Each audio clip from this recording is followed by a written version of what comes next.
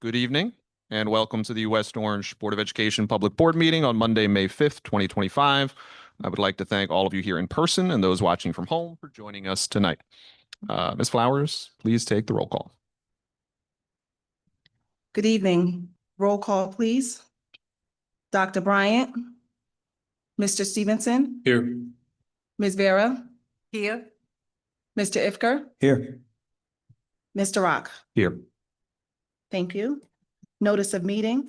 The New Jersey Open Public Meetings Law was enacted to ensure the right of the public to have advance notice and to attend the meetings of public bodies at which any business affecting their interests are discussed or acted upon.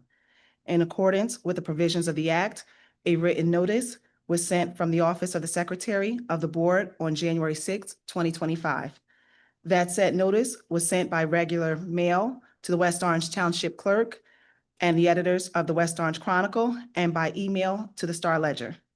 That said notice was posted in the lobby of the Administration Building of the Board of Education and posted on the district website. Please be advised that this meeting is being recorded and may be broadcasted on local TV and the district's website at a future date. Please stand for the Pledge of Allegiance. The flag of the United States of America, and to the republic for which it stands, one nation, under God, indivisible, with liberty and justice for all.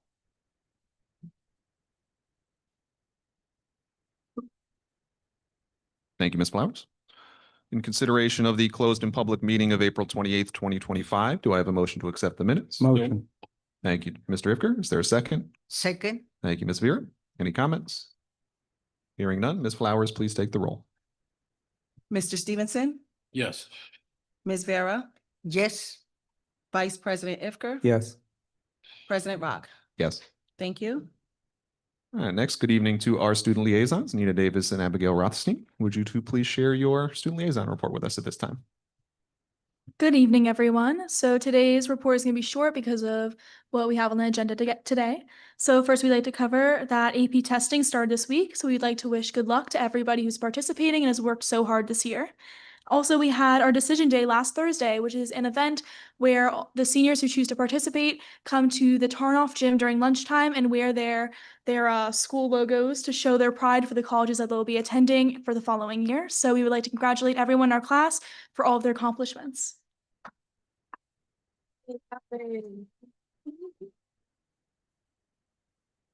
Additionally, we just wanted to send out a reminder to seniors to please turn in your prom contracts, your signed contracts before May 22nd, because if you do not turn in your contracts, you will not be allowed to go to prom. Once again, good luck to all of our AP students who are doing their exams this week. Godspeed to you all. Thank you very much for that. And yes, good luck to everyone taking their AP exams. Next, Mr. Moore, it's time for your superintendent's report. Thank you, President Rock. As many of you may know, May is Asian American and Pacific Islander Heritage Month. And this evening, we are fortunate to offer a short presentation featuring our students and members of the United Asian Voices of West Orange. At this time, I call on our world language supervisor, Mr. Felix Plata, to please join us and introduce our students.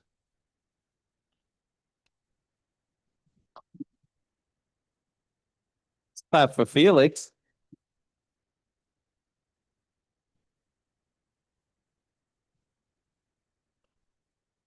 Thank you. Thank you. Thank you. Good evening, board. Good evening, community. I appreciate this month that we celebrate, recognize the contributions of our Asian American Pacific Islanders to our country and to the world. Tonight, we will be recognizing some students, high school seniors, who will be speaking to the significance, the importance of recognizing those identities in today's world. So with that, I will introduce Ms. Fanny Chan Jarvis. She's a member of the United Asian Voices. She's a collaborator with our school district. So with that, I'll introduce it to you. Hand it over to you. Thank you, Felix. Good evening, everyone. It's a pleasure to see everyone this evening. And I will keep my remarks brief, but in case you do not know me, my name is Fanny. I am a mom of 2 West Orange students, and I'm a founding member of a local community group called United Asian Voices. Our job is to support and amplify Asian and Asian American voices in town, specifically student voices. And we are proud to present the 4th annual AAPI presentation to the board and to the community this evening. And just in a closing note, I'd like to say United Asian Voices proudly partners with the district to amplify the AAPI curriculum mandate and to amplify the World Languages program and also amplify the inclusive curriculum in this district that we value. And we hope that this partnership blossoms in the future. Without further delay, I'd like to present the students who are all leaders in their own right, and they are all officers of the high school's Asian Culture Club. I'm going to invite them up to the podium, starting with Kamya.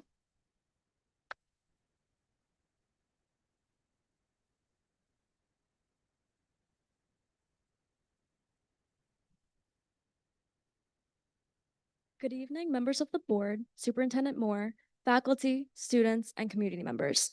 My name is Kamya Jariwala, and I am here tonight as the Vice President of the Asian Culture Club here at West Orange High School. For context, the Asian Culture Club, also referred to as ACC, is focused on celebrating the diversity of cultures across the Asian diaspora. We host events, lead discussions, and collaborate with groups like United Asian Voices to foster an inclusive environment in our town. As an Asian American student, being part of ACC has helped me connect deeply with my heritage. Prior to my participation in the club, I often did not see my culture reflected in school spaces. ACC formed that connection, allowing me to learn about the Asian experience throughout the world. Working with United Asian Voices and seeing the district support reminds me that our voices matter. That support is meaningful. It shows us that our identities are valued. I first learned about AAPI Heritage Month in middle school, but it wasn't until high school that I began to truly understand it. I still remember participating in the AAPI Heritage Festival during my freshman year. That event helped me embrace who I am and where I come from. It means so much to me when my educators take the time to recognize AAPI lives. It teaches me that our histories are important. As we continue to grow as a community, it's vital that the stories, struggles, and contributions of Asian Americans and Pacific Islanders are not just celebrated during one month, but woven into what we learn year round. I am proud to be part of that conversation tonight, and I hope we keep moving forward together. Thank you.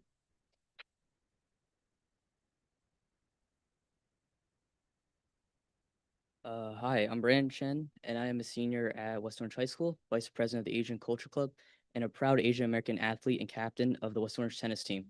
As a student of West Orange, I recall studying World War II and learned about the many groups who contributed to the war effort, from soldiers overseas to workers supporting from home. But how many of you know that approximately 20,000 Chinese Americans served in U.S. Armed Forces? For me, AAPI history is very personal. My great-grandfather was part of the World War II war effort, and he served as a pilot, flying planes for the U.S. These were tough times for Chinese Americans as they faced discrimination, exclusion, and not seen as fully American. Chinese Americans like my great-grandfather fought bravely for a country that didn't always fight for them. Their service is a powerful example of patriotism, sacrifice, and resilience. And it's one reason why their stories deserve to be remembered, especially during AAPI Heritage Month. In order to make sure history does not repeat itself, younger generations must learn from the past so that we do not make the same mistakes in judgment. History is shaped by the decisions people make and the values they fight for. AAPI Heritage Month is very important to me when we include stories like his. We build a more complete and inclusive understanding of what it means to be American for everyone.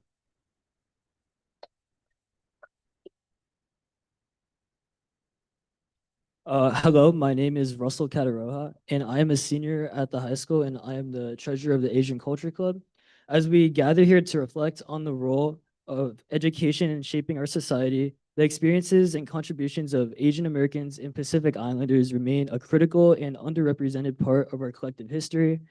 The Asian American and Pacific Islander community is richly diverse, encompassing a vast array of cultures, languages, and histories spanning East Asia, Southeast Asia, South Asia, and the Pacific Islands. Yet, for too long, the rich diversity and impact of this community has been minimized or ignored in our curricula. Incorporating AAPI histories into our classrooms is not merely an act of inclusion, it is a necessity for accuracy and equity. In light of that, I wish I learned about the Chinese leaders, the Chinese laborers who played a central role in building the Transcontinental Railroad.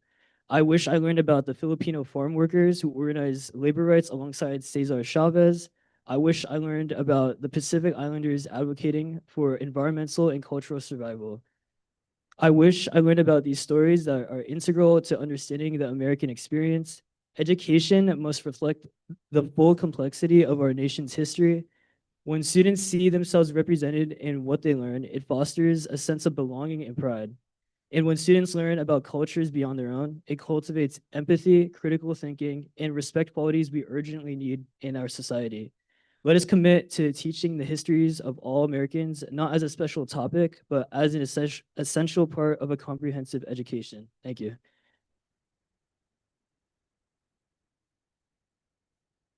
Good evening, everyone. I'm Nicole Ng, and I'm the secretary of the Asian Culture Club. I'm also a first generation Chinese Korean American. Last week, I talked about the importance of Chinese classes, but this week, I'd like to talk about my experience with them personally and what it means to Asian American students. I remember walking into the first day of Chinese class in seventh grade and seeing the multitude of people in there, seeing how many non Asian people genuinely enjoyed my culture and were interested in learning all about it. Walking into that packed classroom, filled with so many diverse faces, also filled me with such an intense, indescribable emotion. I would later learn that that emotion was the overwhelming ecstasy of finding a place where I belonged. I felt heard. I felt seen. And most importantly, I felt loved by the school and our town. What a gift it is for Chinese to be a language we can take in this district for us Asian American students trying to find our place in the world. But what a gift it could be if we could feel this way about our history classes as well. If we could feel the same swell of joy from simply learning about our history as Asian Americans and feeling like we belong in this town, this society. After all, Asian American history is still American history.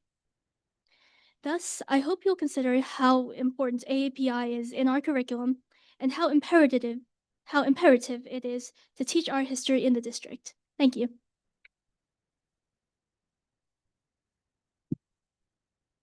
Thank you. Oh, whoa.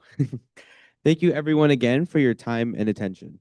My name is Matthew Emanuel, the president of this school's Asian Culture Club, and also the son of two hardworking Filipino immigrants. As we continue recognizing Asian American Pacific Islander Month this month, we, as in me, the ACC board, and the students of West Orange, urge the community to recognize the history, the achievements, and the people. AAPI month is not just about celebration. It's about visibility. It's about rewriting stories that have been too often been overlooked or simplified. From the Chinese railroad workers of the 1800s, to the civil rights activism of Filipino farm workers, to the vibrant diversity of Pacific Islander cultures and stories of the AAPI activists of today. These stories are also American stories. They deserve to be taught, honored, and integrated into our classrooms and conversations year-round. It is also vital that we celebrate AAPI people as they are today, diverse, multifaceted, and proudly intersectional. Our community includes immigrants and those born here, people of all faiths, identities, and all backgrounds. Recognizing that diversity means that we must go beyond token references and make spaces for all voices, especially those that are most often left out. And that's why we're here, proud to invite everyone to the West Orange AAPI Festival on May 30th. This student-led event will showcase art, music, food, and stories that reflect the richness of the AAPI community right here in our town. It's a space for celebration, but also for learning and connection. We hope to see you there, and we ask that you join us in ensuring that AAPI history is not just acknowledged in May, but woven into our curriculum, our policies, and our everyday culture year-round, with inclusion, accuracy, and respect. Thank you so much.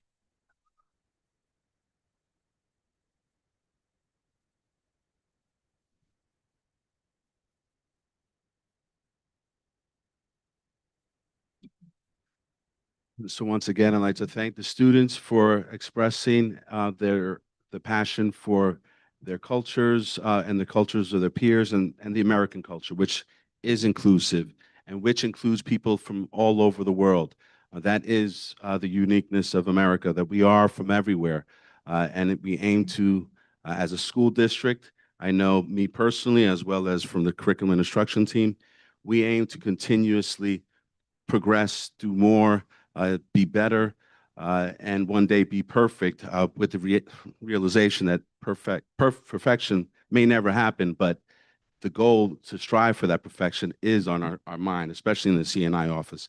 And I recall, I know last year I spent during May speaking to some of the ways that the curriculum has evolved, has been developed, the ways that we've included in our ELA, in our math from K to 12, not just AAPI, people of AAPI heritage, but for people of heritage all across the world.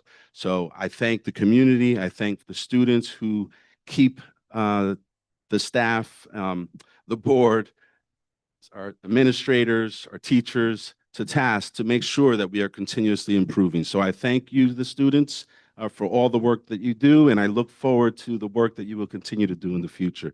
And I thank the board for all the work that you do. It's not easy, but I believe me, it's greatly appreciated, and I thank you. Thank you. Thank you, Mr. Plotter. Thank you to the students, once again, just representing West Orange in the best way possible. I know that, absolutely, we're going to do the picture. But let me first say a few things. I just want to thank you for being such strong leaders, but you're not just strong leaders, you're also very articulate. You express yourself so well, and I appreciate who you are, and I'm proud to be the superintendent of such fine students. Would you guys like to come up and take a picture, please? Thank you.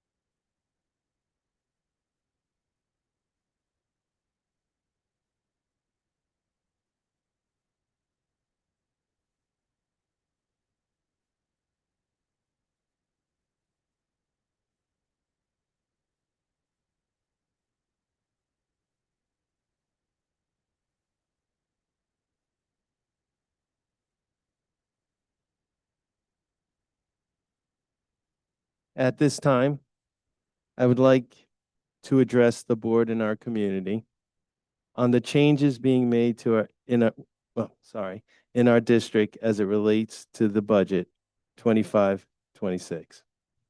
As previously stated, all reductions in tenured and non-tenured staff were approached strategically with careful consideration of the impact on classroom instruction. This process involved multiple meetings to brainstorm how to maintain our instructional staff and their employment status within the district. Our strategy prioritized addressing all areas that could yield cost savings before considering staff reductions, with the intention of preserving jobs. This task was not taken lightly and was approached with great empathy. When a district experiences a reduction in state aid, and when balancing the budget, staffing is unfortunately an area that must be considered.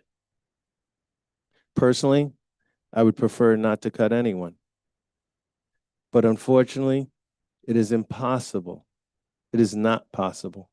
However, the administration and I made every effort to minimize staffing reductions wherever possible.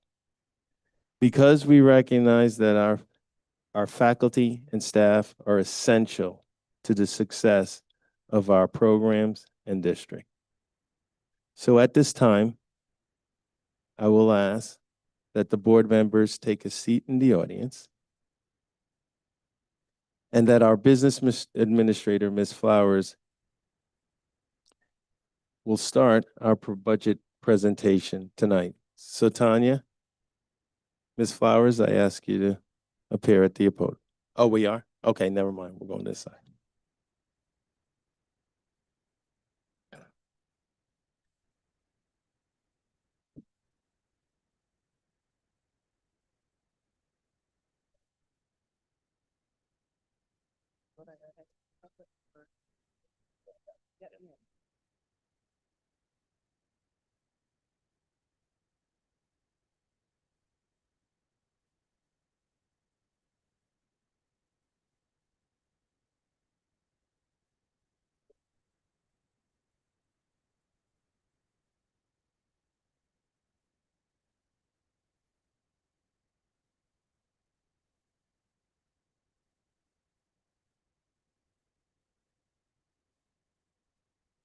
Thank you.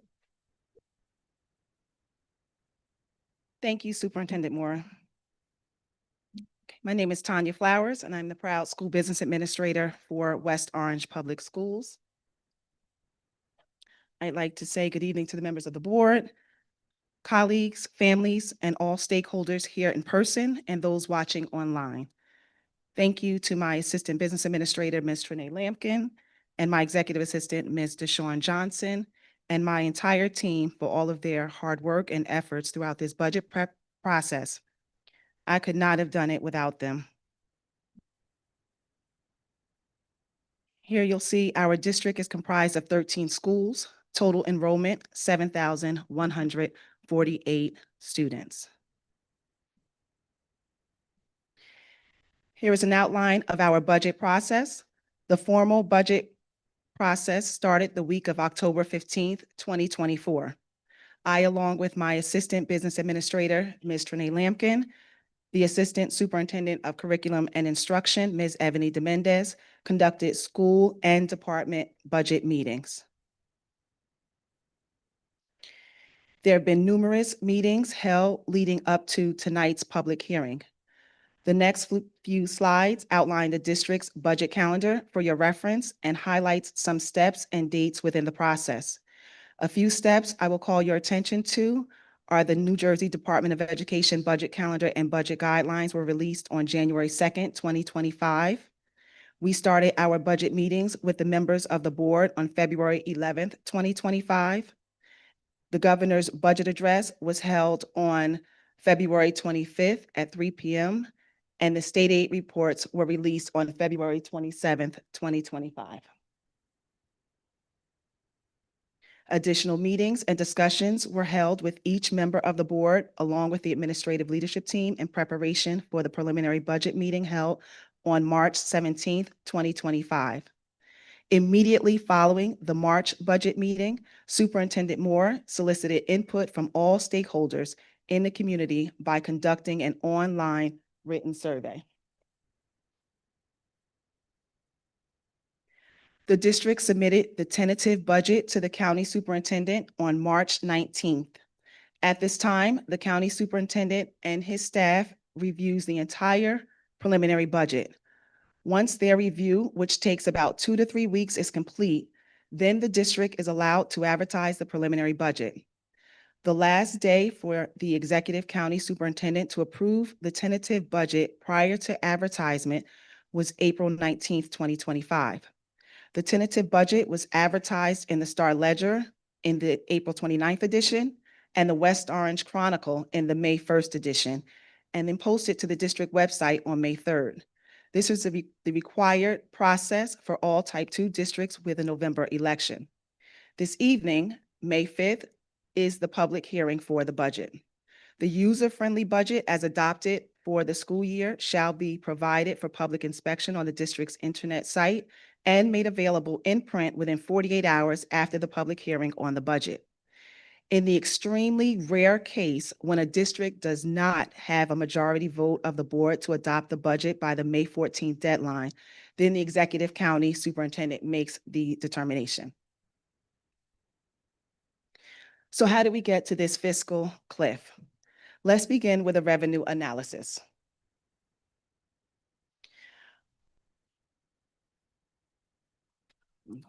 Over the past 4 years, including current year and proposed year, the tax levy has increased by an average of 2.1% annually, including the proposed increase in the 2026 budget. State aid increased by $18 million between 2021 and 2024, providing critical support during a period of rising expenditures. However, for 2025 and the proposed 2026 budget highlighted in yellow, state aid has decreased by approximately 6% or $2.3 million, further straining the district's revenue outlook. Budgeted fund balance refers to the surplus. Thank you. Budgeted for fund balance refers to the surplus or audited revenues over expenditures from the prior fiscal year exceeding 2% of the total general fund budget. These funds are generated through active budget management strategies such as monitoring purchase orders, enforcing purchase order deadlines, and when feasible, realizing savings from unfilled vacancies. However, budgeted fund balance is not a sustainable revenue source. As revenue declines, it becomes increasingly unrealistic to reduce expenditures in areas that are either mandated by law or governed by contractual obligations. For the 2025 fiscal year, the proposed budgeted fund balance has decreased by $1.2 million, reflecting both revenue constraints and limited flexibility in reducing fixed costs. The fluctuation, largely due to the impact of the district receiving temporary federal grant funds, of which I will briefly explain more about in a later slide. The total general fund revenue increase over the past 5 years is approximately $38 million. To further demonstrate the analysis and revenue trend over the past 4 fiscal years, from 2021 through 2024, and the current fiscal year, 2025, and the proposed fiscal year of 2026, here are 3 graphs displaying the numbers explained from the previous slide. You'll see in the top left, state aid had an upward trend until current year of 2025, displayed in orange, and proposed year of 2026, displayed in light blue. Tax levy in the top right, over time, over this time period, averaged 2.1%, remaining within the statutory cap while attempting to balance escalating costs and limited revenue growth. And in budgeted fund balance, the graph shows the fluctuation over the years. Now let's take a look at an expenditure analysis.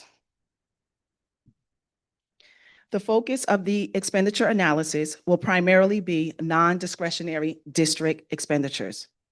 What does non-discretionary mean?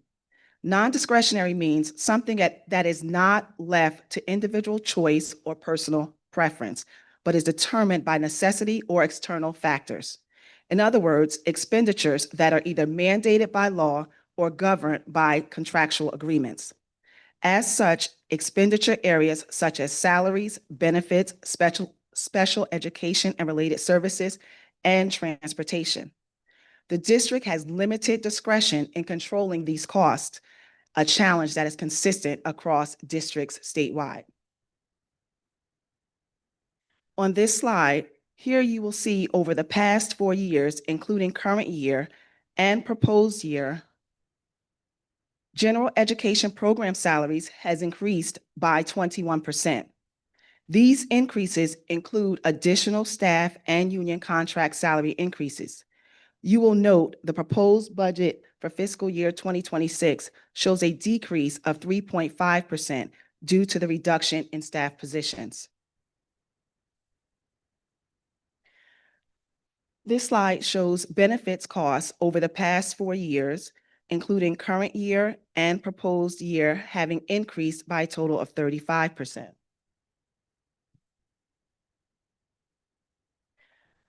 This slide shows how transportation costs have increased by a total of 99% over the past 4 years, including current year and proposed year, with the most significant increases highlighted in yellow in fiscal year 22 and 23.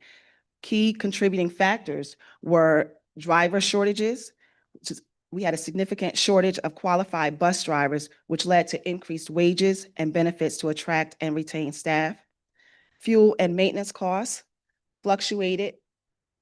Fuel prices and higher maintenance expenses for aging bus fleets have added to operational costs, and specialized transportation needs. This increase in students requiring specialized transportation services, including those with disabilities, has necessitated additional resources and equipment.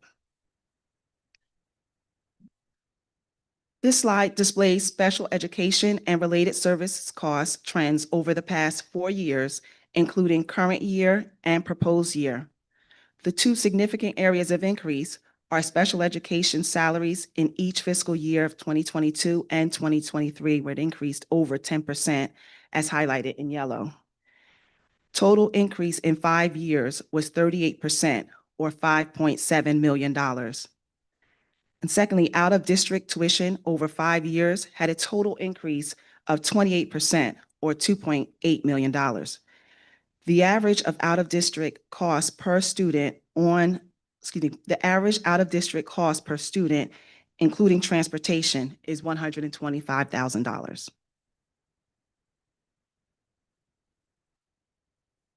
This slide is a graph displaying the special education and related services cost trends explained in the previous slide. So what does this all mean? It means the district, like many other districts, is facing a structural budget deficit. Over the past 4 years, including the current and proposed school years, district expenditures have increased by approximately $45 million. During the same period, revenues have only increased by $38 million. The district now faces a budget shortfall of approximately $9 million. Several cost drivers contribute to this structural imbalance. Contractual salary increases have averaged 3% to 3.5% annually for 5 years, which equates to $19.5 million, or 21%. Health benefit costs are projected to increase by 10% for the 25-26 school year, but over the past 5 years, this is $9 million, or 35%. Transportation contract renewals are increasing by 3.7%, consistent with the Consumer Price Index as outlined in the state notice. But over 5 years, this equates to $8.6 million, or 99%. Out-of-district special education tuition costs have increased by 5 to 6%, with the average annual cost per student, as I mentioned, including transportation, is over approximately $125,000.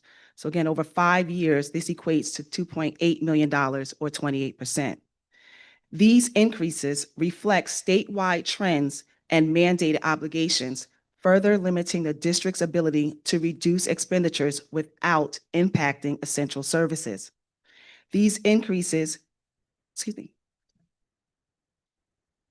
and lastly, the structural deficit hits this year because from 2020 to 2024, the district's budgeted increase by $13.2 million due to the influx of federal funds, the elementary and secondary school emergency relief funds, otherwise known as ESSER grant funds. These federal dollars played a critical role in offsetting general fund expenditures for the day-to-day instructional and operational costs. Additionally, the availability of ESSER funds enabled the district to increase its budgeted fund balance during this period. These costs must now be either absorbed into the general fund or reduced through the elimination or restructuring of affected programs. This slide here displays a pie chart detailing the budget appropriations by categories. Many questions have been raised relative to reviewing the detailed line-by-line budget expenditures in order to consider other areas to cut besides staffing. Reviewing this pie chart in a clockwise direction, you can see the largest pieces of the pie. In blue, we have salaries, which is 55.5%, which is approximately $111 million. Benefits is 17.5% in red there, which is approximately $35 million. In other words, 73% of the budget appropriations are for non-discretionary contractual related costs. What are the other pieces of the pie? 2.9% purchase professional services is $5.8 million, of which $1.6 million is appropriated for substitute teacher coverages district-wide due to a high absenteeism rate. 4.7% facility services. Our district has 11 school buildings totaling over 1 million gross area square feet. The infrastructure in many of our buildings exceed 100 years. Additionally, our district has a bus garage housing our fleet of almost 30 buses and a transportation office, as well as our central office building. Some appropriations in the budget includes approximately $9.4 million for maintenance and repairs. Then we have 15.2% transportation and out-of-district tuition, of which I've already mentioned, and then 3.2% supplies, which is approximately $6 million. All expenditure categories in which are variable and a district could make some adjustments and find efficiencies have already been considered. In order to right-size the budget, a reduction in force is unavoidable. There are simply not enough discretionary funds in other categories.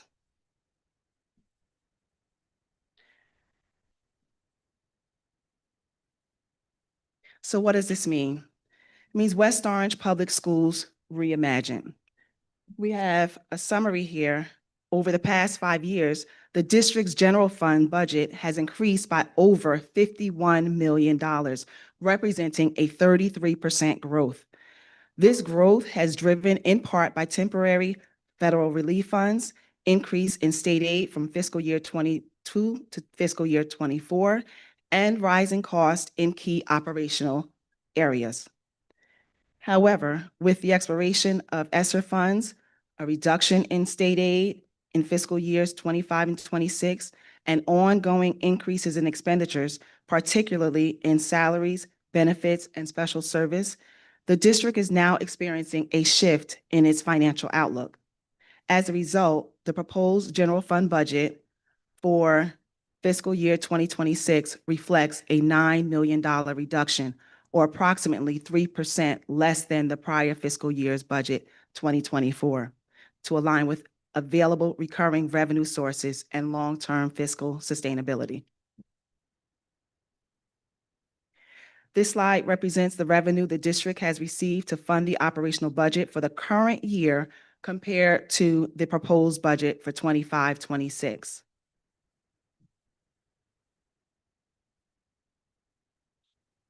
This slide outlines the proposed expenditures for the 25-26 budget compared to current year, which is a decrease of $4.2 million.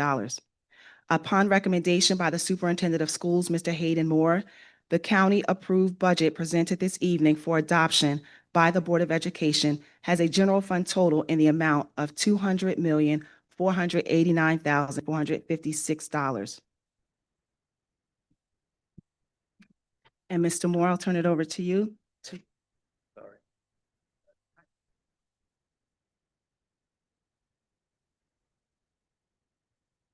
So Tanya did a lot of the technical and the accounting.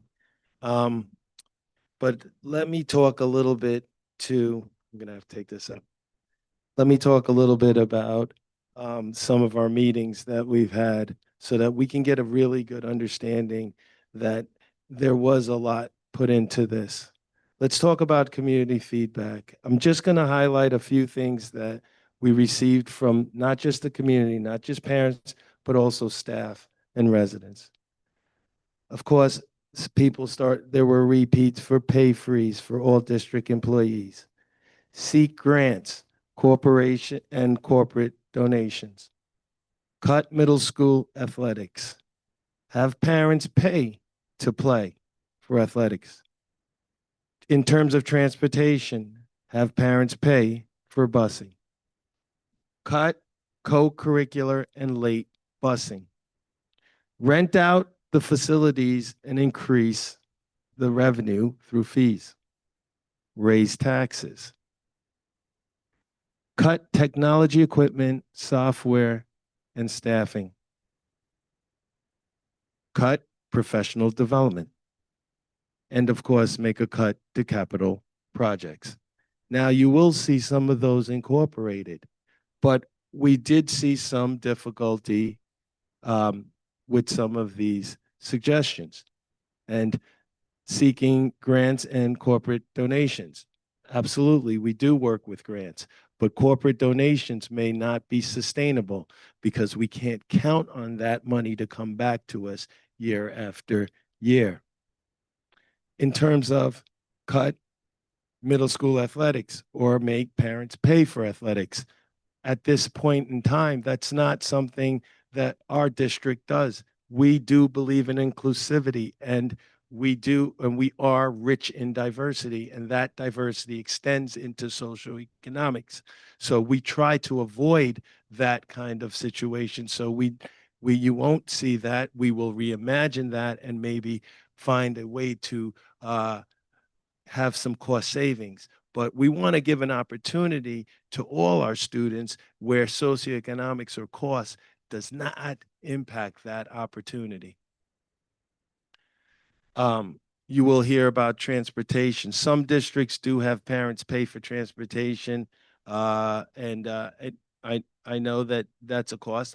It's not a cost here in West Orange. It's not something we do. Again, we are not looking to that in this budget. We're not trying to do that. We didn't see that as a way of us balancing the budget. Raise taxes. I spoke about that. And again, many of you are here tonight, but there are many of you that are not. And not everyone are of the opinion that we can raise taxes for personal reasons, for reasons that maybe perhaps raising taxes will cause an impact to their family and their household. Or in this climate we're in, sometimes I know of parents that have lost jobs with big corporations that now they're on a one salary household, one income household, forgive me. And so those things, as I said before, as the superintendent of all, they're all considered. It isn't like we didn't ask and raise taxes. It's that we think we've raised them at a modicum approach. We've raised them where we think everyone may be able to contribute. And that's important to us in West Orange, because that's the strength of our community, maintain our inclusivity and our diversity. So let's go to the next slide. So you will see that some of the input was there, but not all. But let's talk about that. Non-classroom cuts made. And at the top of the slide, you can see the following are prioritized over classroom teacher reductions. That is absolutely what we did. Capital projects. We'll talk about it. Professional development. Some of our custodial services. Some of our security services. Some curriculum writing. Central office, district employees and administration. Our technology department, equipment, software, staff, and of course, transportation. So, can I speak to that? All right. No, I did not, but I was speaking. So if you look at where we prioritized, just to speak to it a little, it's one pot of money, and that movement within that pot has to take place. So when you take from one thing, and we do believe in students first. So if there's a program we want to keep, we do have to take it from somewhere else. I will say capital projects become a very slippery slope.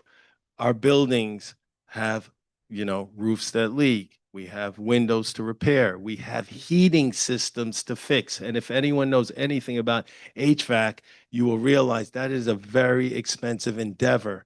But again, we prioritize what's student facing, classrooms, and things of that nature. So we try to find a way to reduce those costs, those cuts. Professional development, we've made deep cuts there. And let's look at another thing. And just to give an example, so we're not here all night. But what we thought that we can get a lot out of is the transportation. We really looked at that and tried to make cuts there because we felt that with transportation, it's a sustainable cut. There's cuts there, but that money will come back to us. But we feel that that's not hurtful to our students. Many of our students, we would, with transportation, with our adjustments, we're hoping that many students can use a little bit of walking to school. Parents will help us with driving, we're hoping, and things of that nature. But transportation is very, very expensive, and it does not stop raising. There will be a raise to transportation after next year and the year after that. And I believe it's by law now. It's somewhere at 3.7, 3.5, what is it? 3.57. And when you look at that and you think about what our future and how much state aid we may lose going forward, we're not sure. I feel like if we can do something with transportation, that will give us a chance to realize some sustainable funds. And that I feel is important. And I feel it's an area in which parents can chip in and help with the sacrifice, and we can work with parents. Now, does that mean we won't have transportation? Of course not. Of course we need transportation. Of course, our buildings. Our buildings are mixed with different neighborhoods that attend different buildings. We believe that's important. That's rich. That's what makes us strong. We're not giving up on that. So there will be transportation. But the theme and what we're thinking is parity and proximity. We want to maintain parity, but we are getting some help with some proximity when schools are a little closer, where people can walk to their school. It does help us. Every little thing helps when you're in a budget deficit.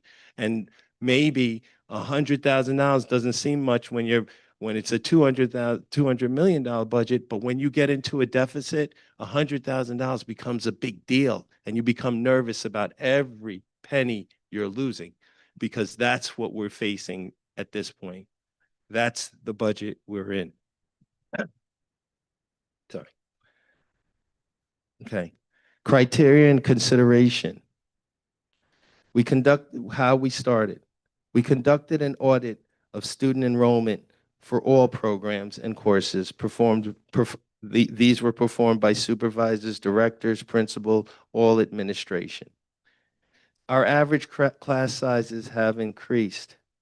We cap every class across the district. We would cap them at 25. That doesn't mean, hold on, that we have our elementary classes and all of a sudden they're all 25. That's not what we're trying to do. But we are capping, and yes, there is an increase. Of course, the elementaries we're hoping to keep our enrollment smaller, but there is an increase in class sizes. I can't tell you that there wouldn't be, especially when we're cutting staff. As we're cutting staff, we do have to increase class sizes, and that's a reality. But we don't want to go over 25 students, and that mostly speaks to middle and high. In the elementaries, we work with our principals to keep those classes down. But West Orange, there is an increase in our class sizes. Performed a consolidation of courses where enrollment was low. We heard a little bit about that a couple meetings before with the high school, when the high school was taking a look at enrollment and classes. Reconfiguring our 6 to 8 middle school model. Now, with that reconfigurement does not mean that transportation is not involved. Again, we're rich in our diversity and that we maintain. there will still be students bused from different schools to Liberty and to Roosevelt and to Edison, because we do believe in the structure. We do believe that we're one community and we should all go to school together where we can. But we do get a savings in terms of proximity, where some kids can actually walk to school. So that does exist, and it is very real. And we took those funds and used them to maintain our teaching staff and our classrooms. Preserved middle school sports, co-curricular programs, found cost savings through establishing a shared partnership with the township and rec departments. Absolutely. Although it may be a suggestion, we understand the importance of it. We understand the importance of what the co-curriculars mean for students, not just in high school, but in middle school as well. And so we don't want to disband our programs, but and I understand that, you know, that might not be high on the priority list when we're thinking about jobs, but what we're going to do is reimagine it maybe and get a cost savings, but employ some help from our rec programs in our town to share in some of that expense and see if we can do something with our middle schoolers that won't take away their ability to have an student experience when it comes to athletics and other co-curriculars. School's about academics, but it's also about social growth. So it's very important that we maintain athletics and co-curriculars where we can. Okay. Capital projects. To keep our school buildings safe and operational, continued investments in facilities is essential. Okay, so we talk about this a little bit with roof repairs and replacement of aging HVAC units, and high priority projects such as foundations of buildings and things of that nature. We absolutely have some capital projects that we need to engage in. We cannot, when just the student experience, again, yes, it's about us as employees and so forth, but it's also about an environment in which there's no broken window theories. It's an environment where leaks in your school from your roof can be very disruptive to your educational experience. So this budget has to include some repairs to this. Because if you think about it, whether you live in our town or you don't live in our town, I know I have students in a building. I'm going to feel very upset if every day my sons or daughter came home and said, you know what, there was a leak in my classroom. I stood right next to the pail and the water was coming down. That's just not reality. That kind of experience cannot help lift our children, make sure they work to their full potential when the environment is not feasible or not appropriate or not, or, you know, or not, or like in the HVAC system, which everyone here that's a teacher and myself know, the heat, the air conditioning, it's like you don't know what you're getting sometimes with the HVAC systems that we have. They're aging, they're not new. So we do have to invest in fixing them. We do have to invest in replacing them. If you have an idea of how much that costs, and you will see some of that at the end, it is incredibly expensive. But we cannot continue to just put off all capital projects. That's not realistic. Or we're going to have accidents or damages. I know I don't want to bring up bad things, but I know in Montclair they had a whole stairwell or come down or whatever may be the case, because I'm sure they should have been or could have, I don't want to judge them, but work on that, because it's a capital expense that is very expensive but was needed. We want to avoid some of that as well. We don't want to get that far with it, but we do have repairs to make. And just by these few that I highlighted, they're not half of what we need to do. But we know that we took some capital project money and tried to sustain classrooms and teachers because we know the importance of that. But by no means do we not try to balance that out to also understand that we have to take care of high priority capital projects? Okay. Oh, I didn't see that. Sorry, everyone. Okay, I was talking. My bad. But here's some capital projects and the cost. That wasn't smooth. I know that. So let's now get to the budget reductions and where they took place. Okay. So we start with my office, my area, central office. We are making cuts to 3 administrators, district administrators, 2 technology staff members, 2 administrative assistants, 2 caseworkers, 2 nurses, and 8 custodians. Move forward. We'll start with the preschool. We have preschools. You know that we have a variety of preschools. We're looking at a reduction of 1 music teacher for the preschool and 1 special education staff member. In our elementaries, in Gregory, we're looking at a reduction of 3 teachers. In Hazel, 1 teacher. In Kelly, 1 teacher. In Redwood, 2 teachers. In St. Cloud, 1 teacher. In Washington, 2 teachers. And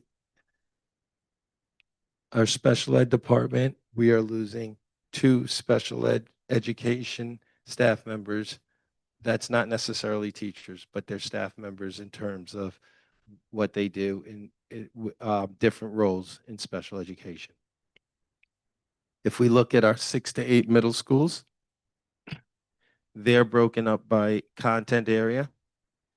We out of the 3 middle schools, we're looking at a reduction of 3 social studies teachers, 3 science teachers, 3 ELA teachers, 2 career education teachers, 2 world language teachers, 2 special education staff members. And if we look at the high school, again, by content area, in social studies, we're looking at 2 social studies teachers, 1 science teacher, 1 career ed teacher, 1 world language teacher, 1 ESL teacher, 1 music teacher, 1 PE and health teacher, 1 special education teacher. Now, if you look towards the bottom, we have lost about 57 positions. 15 we lost to retirement, resignation, and they weren't replaced. 4 were due to non-referrals, and they weren't renewals, I'm sorry, forgive me, and they weren't replaced. And 38 were due to the budget deficit. Now, out of that 57, we did bring back, I'm sorry, out of that 57, we brought back 21 reductions. As we lost teachers in key moments, we went back to people that received RIF letters, and we brought them back, and we tried to fill positions where we can. And so we filled 21 of the 21 of the 38 reductions were due to offering existing vacancies. So we were able to, so in total, we've really lost 38 staff members total. 21 we brought back as we had vacancies, as we went through people that may have resigned and retired and so forth. So we did have in mind, and we used every viable way to restore jobs and bring people back. Okay, Tom, we're back. Yes? You want to say? Okay, go ahead. Next slide. Next slide. So what is the estimated impact on homeowners? The 25-26 proposed budget for adoption this evening includes a 2.3% tax levy increase. The monthly increase for the average assessed home is $20.53 per month, which is $246.39 annually. And these are certainly unprecedented times. You'll see here that we're not alone. Here's a slide detailing the budget challenges districts throughout New Jersey are facing. As more boards hold public hearings, this list is expected to grow, with many districts turning to staff reductions and/or tax increases to close the budget gaps.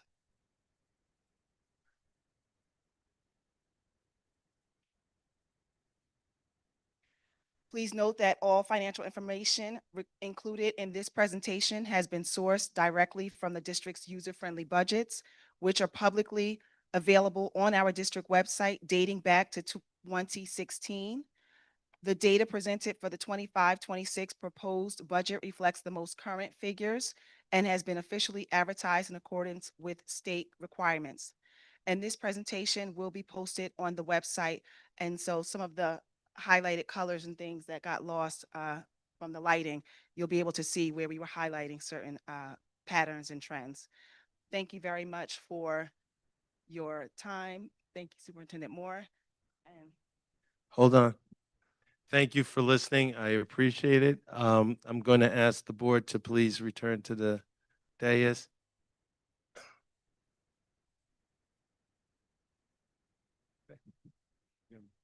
Okay, sure.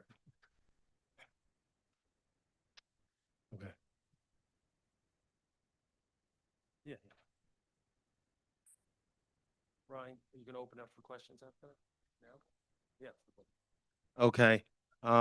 I'm going to I want to thank everyone in the community. Thank you to our teachers. I'm going to return the microphone back to President Rock.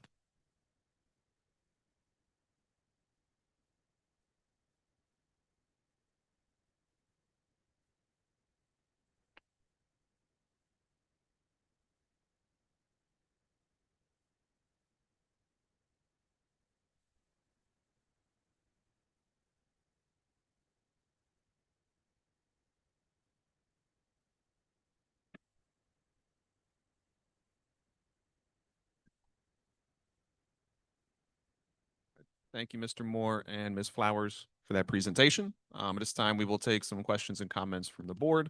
Our student liaisons had a question, so we'll start with, is it Nina? Had a question? Thank you. Yes, hi. I'm speaking on behalf of a resident who couldn't be here. I actually got messaged during the presentation. They wanted to ask the board in regard to non-residents. Has the district or has the board looked into tightening requirements for non-residents to attend West Orange Public Schools? We do. We've done a better job of that than ever in my 29 years of being here. We are always on non-residents. If we catch them, we try to catch them and make sure that we follow through with that. So Tanya, I don't know if you want to comment to that, but I think that our registration office, it's down to even new technology where we're very aggressive about that. But we do appreciate that question because I think sometimes when we are aggressive with people that are non-residents or people that we check with, they think we're just being rude or not being, sometimes they would call it aggressive, hostile, but we're not. What we do understand is we're in a budget crunch and we prioritize our citizens here, our community members first. And so we are, and we do pay attention to it. Many a times people will either call the registration office or let us know that someone's there, and that's one of the ways. But we do also give due process. So we don't just immediately kick people out, but what we'll do is give due process, find out where you are, what's going on, and if need be, we will hear your case out. But we are definitely aggressive about non-resident. Thank you. Everything happy? Yeah. Okay. Mr. Stevenson? Questions or comments on the budget? Yes, Mr. Rock, thank you. Thank you, Ms. Flowers. Thank you, Superintendent Moore, for the presentation. Quite honestly, Mr. Moore, I do remain concerned about the priorities with respect to where we are now and how we move forward, particularly around capital improvements to aging infrastructure, the facilities, as you alluded to. I'm curious to know, as we ask the taxpayers of West Orange to do more, as we look at community feedback that says raise taxes and look at parents paying for their kids to play athletics in a town for which they already are paying taxes to send their kids to school. Some of this, as a taxpayer, as a father, just as a general observer, to me seems shocking in some respects. But most shocking was the slide on capital improvements, where projected for this budget year is about $3.3 million in projects. And I know we have had presentations in the past where I think it was even in the last 6 months where Mr. Rock, was it the school architect came and said we had approximately $200 million worth of capital improvements to do in our facilities, and yet this proverbial can gets kicked down the road. And you alluded to the incident that occurred in Montclair. Very, very difficult to hear that. And I'm curious to know, as we have budgeted $3.3 million for projects this year, what have we kicked down the can? What have we kicked down the road this year with respect to what's not going to get funded with respect to prioritizing? Because I think for me, when we do have such an aging infrastructure, this should be a priority. The reality is that if you have children who attend any of our elementary schools, and you look at the school calendar, NJLSA testing is occurring over the next few weeks, and but for cool temperatures this week, those students would be taking those exams in hot classrooms. And as we look at talking about raising student achievement and the things that your staff has been working hard to lay with respect to creating those conditions that would help aid in student achievement, to continually put off these capital projects in the face of that is troubling to me. And so, I don't know if you have the figure, you or Ms. Flowers, with respect to what was cut from the capital improvement budget for 2026. I have seen this elevator one replacement at West Orange High School on this list for some time. I've seen other projects here for some time. I will remind the community about, Mr. Rock probably has these figures much more at his disposal than I, the retaining wall at Washington, and how that number exponentially grew and inevitably cost this district much more than we anticipated because of this prioritization and kicking this can down the proverbial road. So in the interest of time, I'll just ask that one question in terms of what did we reduce in the anticipated capital projects for 25-26?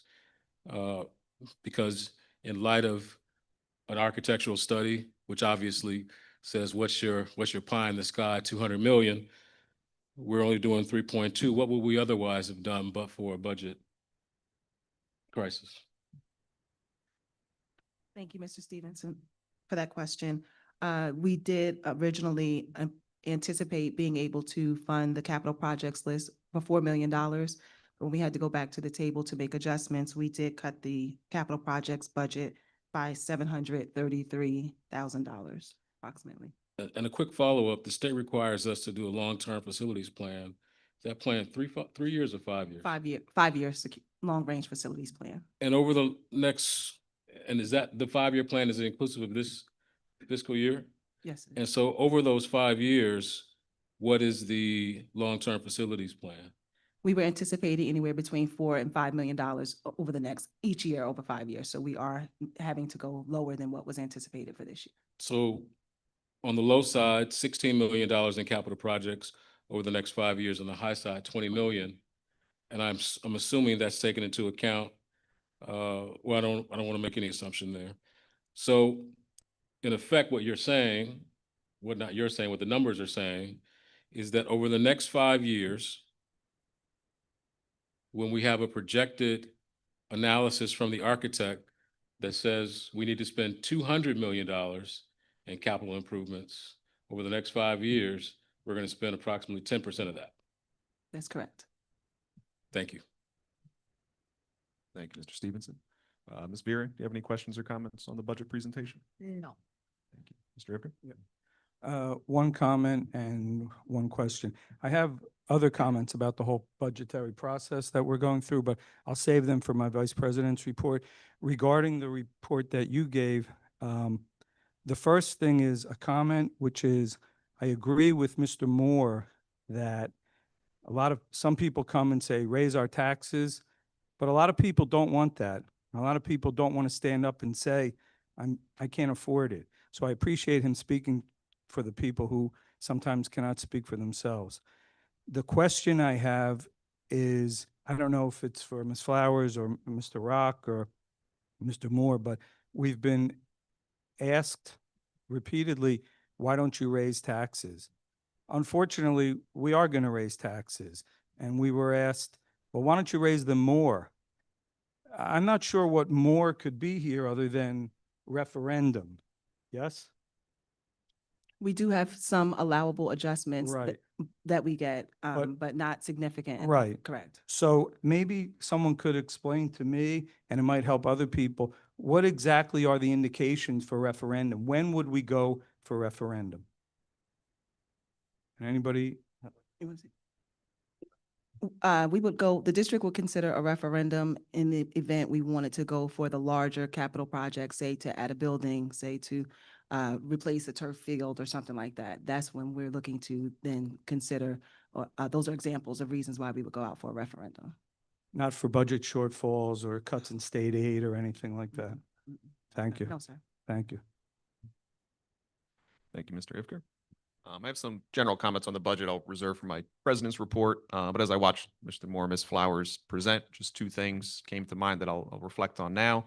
One, this is something I mentioned at the last meeting, as we look at the presentation, you can see that things have been eliminated a little bit from many different places.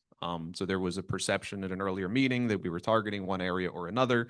I think if you look at this with clear eyes, it's clear that we did not. Again, we would love to not have to make any of these cuts, but they have been spread around as best they can, from Mr. Moore's office to the custodians to every school throughout the district. So I thank you for the job that you've done. We made clear at the beginning that we didn't want to, hurt one particular area more than we had to. And I think you've done a good job at balancing the unfortunate necessities that you have to face. Number two, you mentioned a couple potential revenue raisers, and Mr.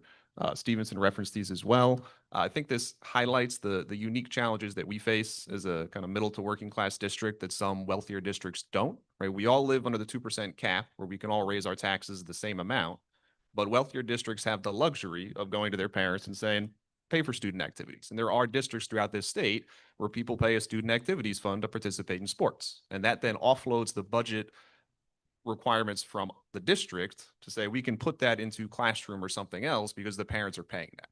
And that goes against our values as the West Orange Board of Education, as Mr. Moore clearly stated, but it just highlights the constraints that we have, that some of the creative solutions to budgets require a wealthy district and wealthy parents throughout the entire district to essentially pay to subsidize their children's public education. And that's not a luxury that we have here. And so we are forced to make some decisions so that we can continue to educate everyone here in West Orange in a fair manner and provide them with all the resources that we can. So with that, I will turn it back to Mr. Moore if he has anything else in his superintendent's report. No, I think we're okay, for now. Oh, sorry. You know what? I forgot about that. Sorry. Got caught up in the budget. Okay. To conclude my report, since, at this time, the harassment, intimidation, and bullying report, as we reviewed all the summaries and investigations throughout the district, we've had 6 incidents of HIB, and I concur with the findings of the anti-bullying specialist. And that concludes my report. Sorry. Thank you, Mr. Moore. All right, next up, we will have my president's report. There's 3 things I'll touch on here. 1, just got the kind of usual highlights from Edison Middle School. 2, I'll talk a little bit about funding, because we've talked about this before and people have asked questions. And 3, I'll reflect a little bit on the budget and some of the comments at a previous meeting and some of the comments we've received by email, just to give a little color to what we're facing and how we've thought about things. So first, the happy news, Edison Middle School, some things that are going on there. The Earth Day celebration on April 28th was a great success for students from Edison, Liberty, and Roosevelt, who worked diligently with teachers and community members to prepare the Edison Community Garden for the season. A huge thanks goes to Mr. Fatica and Mr. Maines for an outstanding job organizing this event yet again. Edison School Play took place this past weekend on May 2nd and 3rd with a successful production of High School Musical, Junior. Edison students showed off their singing, dancing, and acting talents. Mrs. Molly Eisen, Mrs. Althea Farella, and Mrs. Jacqueline Kaiser created the perfect atmosphere that brings out the very best in our students who enjoy exhibiting their talents. As we move toward the end of the school year, Edison has many exciting activities planned, including our NJSLA pep rally. Ooh, exciting. Our spring concert series featuring orchestra, chorus, and band, and our AAPI assembly on May 27th, featuring a visit from Mayor McCartney. All right. So next, I've got a few slides. The board can, I think, look from your seats, but if you'll just scooch to the side, it would help.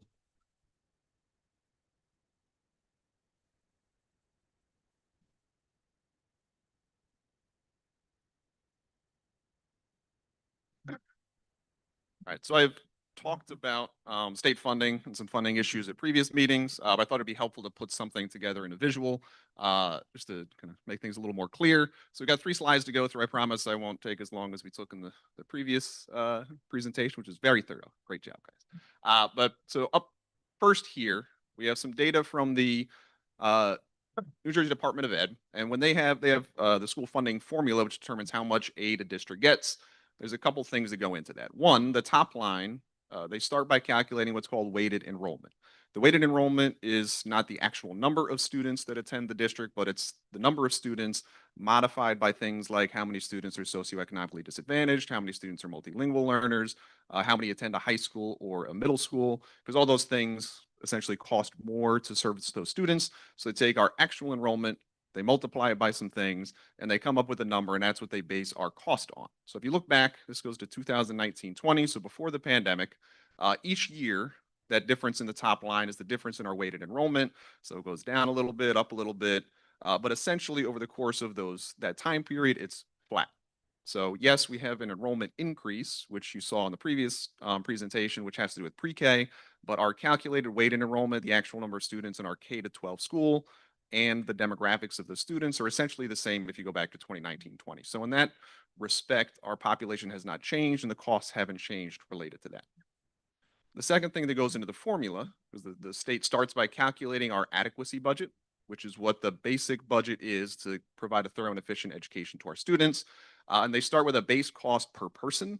They then apply some multipliers to that, again, based on weighted enrollment, based on geography. But if you can encapsulate inflation in one number, it's this base cost per pupil, because everything else multiplies by that. And so you can see each year how much this goes up or down. It doesn't go down anywhere. It goes up 5% in the first year. There's a few years where it's lower, but those last 3 years, it's gone up roughly 6 to 7% each year. So that reflects the fact that, as we've talked about, our costs continue to go up, and that works out to individual things like what Ms. Flowers talked about. But this is based on the educational adequacy report that the state provides, where they research costs around the state and say, this is what costs have been increasing. They then use that to calculate the actual adequacy budget for the district, which combines our weighted enrollment plus that base cost. And you can see how that increases each year. Again, 5% in the beginning, a couple smaller years in the middle. But the last 3 years, it's gone up 3.5%, then 7%, and then almost 10% this year when you combine that cost increase plus some other multipliers that go in there. The big takeaway is that our weighted enrollment is the same, but our costs have gone up quite a bit. Was there another slide? Yeah. No. Yeah, go to this one first, then we'll go to the other one. So this one, the second part of the funding formula then looks at basically our ability to raise money to pay for that adequacy budget. The top line is what's called the local fair share, and that's how the state calculates this is the amount of money that we think you should be collecting in tax levy to pay for that adequacy budget. Now remember, our actual tax levy can only increase by 2%, but this is what the state is saying on paper. In order to keep up with your local fair share, you would have to raise it this much because that's how much our fair share goes up. In most years, that's gone up more than 2%, 8% in the beginning, a couple years it's in the middle, but the last 3 years in particular, that local fair share has gone up 5.7%, 11.5%, 15.1%. As that local fair share goes up, that means that we owe more money essentially, and the state's aid that they give us goes down. This is what we've been talking about for a while, that our equalization aid has been going down, and it's a result of this calculation and the amount of money the state's saying we should be able to raise going up. The second line is the actual tax levy. So again, it can only go up about 2% per year. There's some adjustments to that, but roughly 2% every year. So clearly not keeping in line with that local fair share.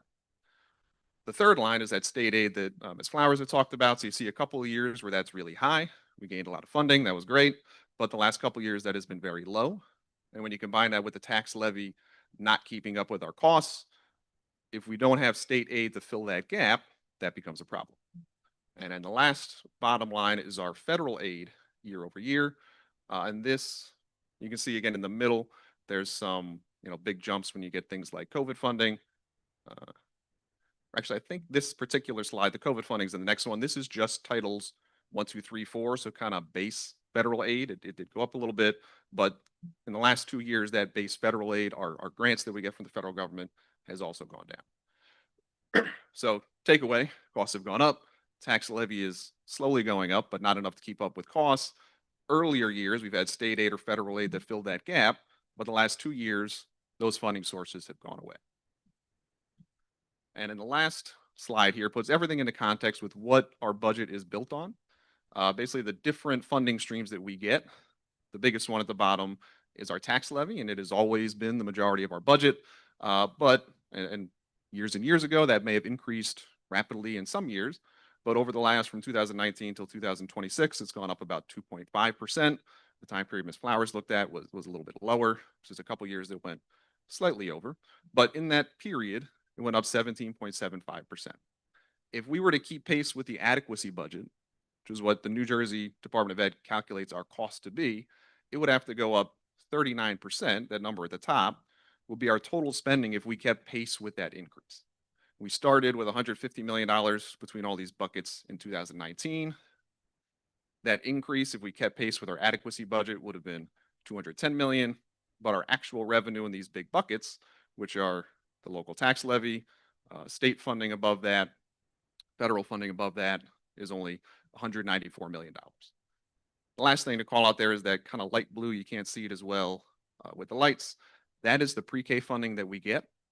It is about $9 million that comes in on top of everything else for the specific purpose of providing universal pre-K throughout the district. It's not part of this adequacy budget, but it is a huge investment that the state is making in our district that we otherwise cannot make in a lot of ways. So that kind of summarizes everything. If the board has questions, yeah, we'll take it from here. Thank you, President Rock. Can you go back to the slide that shows your adequacy budget? Yep. Oh, I'm sorry. The next slide that showed the. So let me just very much commend you, President Rock, for this clarity, and I failed to commend Ms. Flowers and Superintendent Moore for their presentation earlier. Thank you for that clarity. But I think, President Rock, to me, what is most striking here If we look at, don't know if you chose these colors intentionally, the red, the green, and the yellow. But I think we've been talking about structural deficits. We've been talking about adequacy budget, and you mentioned equalization aid. And I think the community of West Orange, if they can look at all of the slides in totality, right? But I think this sums up your slide. So the local fair share, which continues to increase from just 2 years ago at 5.7% to 15.1%, essentially says that if it goes on this trend, state aid will continue to decrease. The upward escalator of state aid has concluded. Although you described this earlier in many respects accurately as a working class, middle class community compared to others, clearly the community of West Orange, the state of New Jersey believes is becoming wealthier. Don't know if all of my fellow citizens in West Orange would agree with that. But the reality is that that number now, having jumped from 5.7 to 15.1, and the state aid number in yellow continuing to go down, those trend lines are moving in opposite directions. So of our $33 million in state aid we received this year, we talk a lot about equalization aid, approximately 15 million of that was equalization aid of the entire $33 million budget. And as I mentioned last week, but for the governor's cap of no district would lose more than 3% in state aid from the previous year, with that local fair share, we would be in a much larger budget deficit and a budget crisis had the governor not imposed that 3% cap. There's a gubernatorial election this year, and we're uncertain as to what the future holds. But if that cap is not maintained, it's fair to assume and fair to share with the taxpayers of West Orange and with our school community that we yet again could be facing another budget crisis next year of similar, if not greater proportion. The tax levy year over year, I think it's important for those who are speaking about taxes. Your slide shows that it's pretty stable. We've gone to cap year after year, and because we took out the bank cap this year and brought it to 2.3, if I'm correct, Ms. Flowers, we don't have bank cap for next year, so our maximum tax levy next year would only be 2%, correct? We have a very small amount of bank cap left due to the allowable adjustment that we received for healthcare. So it left us with roughly, if I remember, I'll double check the figure, but very small amount. Okay. Thank you, Mr. Rowe. Okay.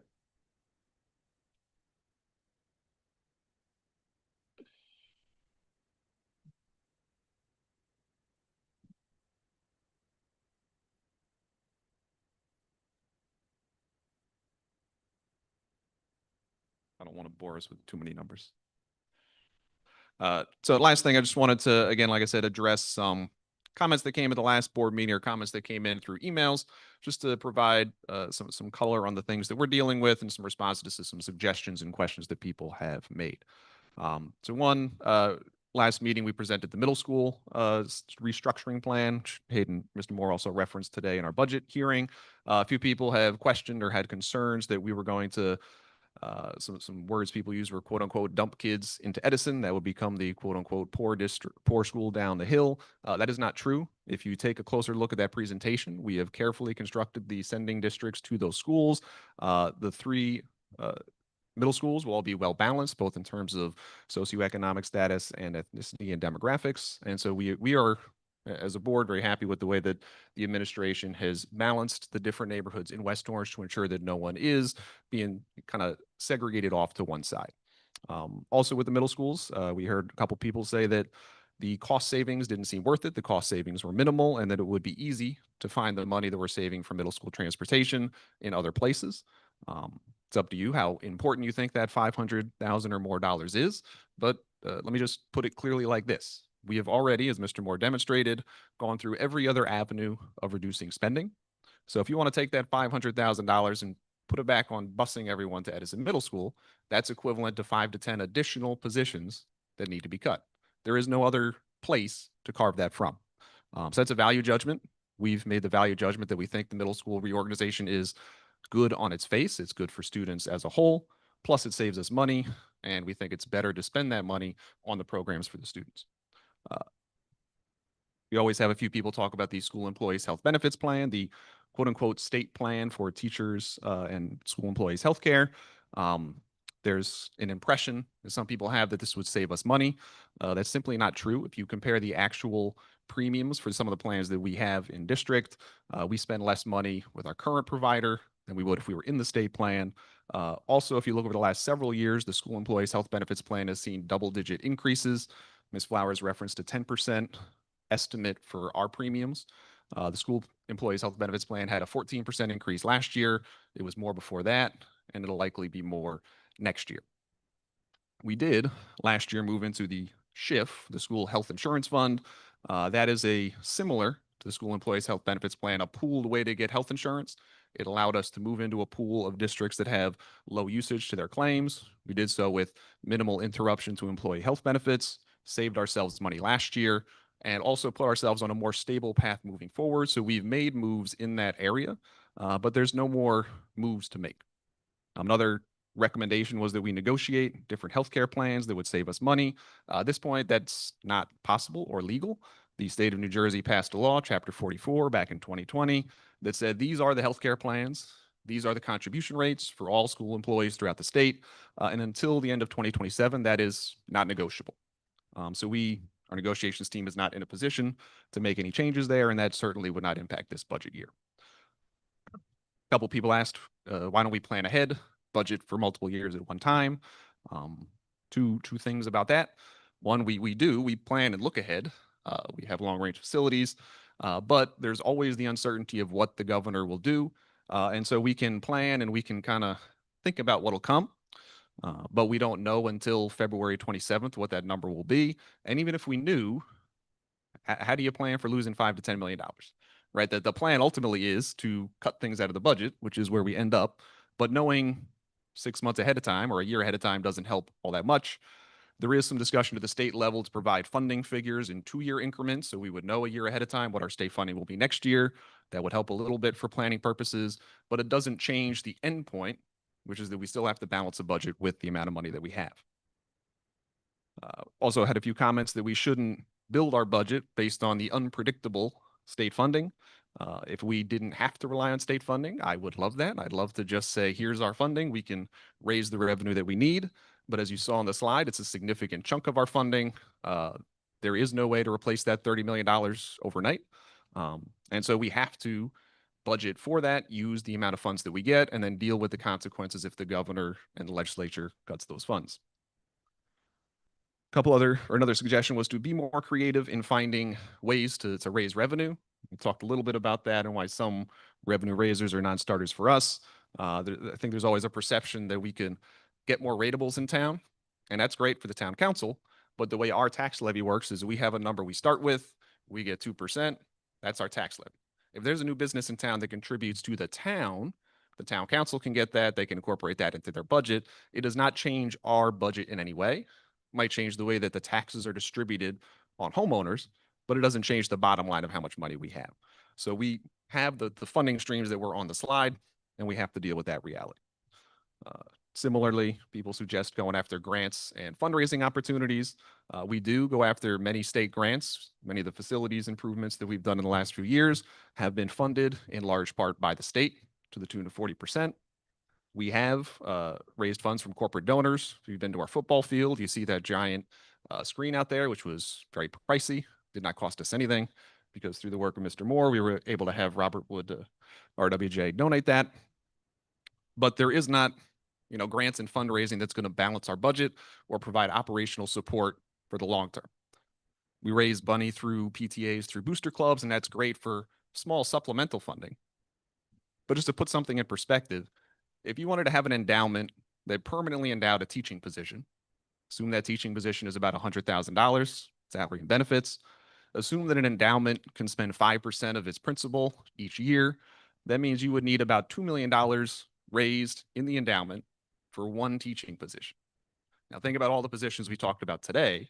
So to endow those positions, to permanently preserve them, take them off our books, put them on some foundation that's going to raise money and do this, you would need somewhere to the tune of $50 million or more to do that.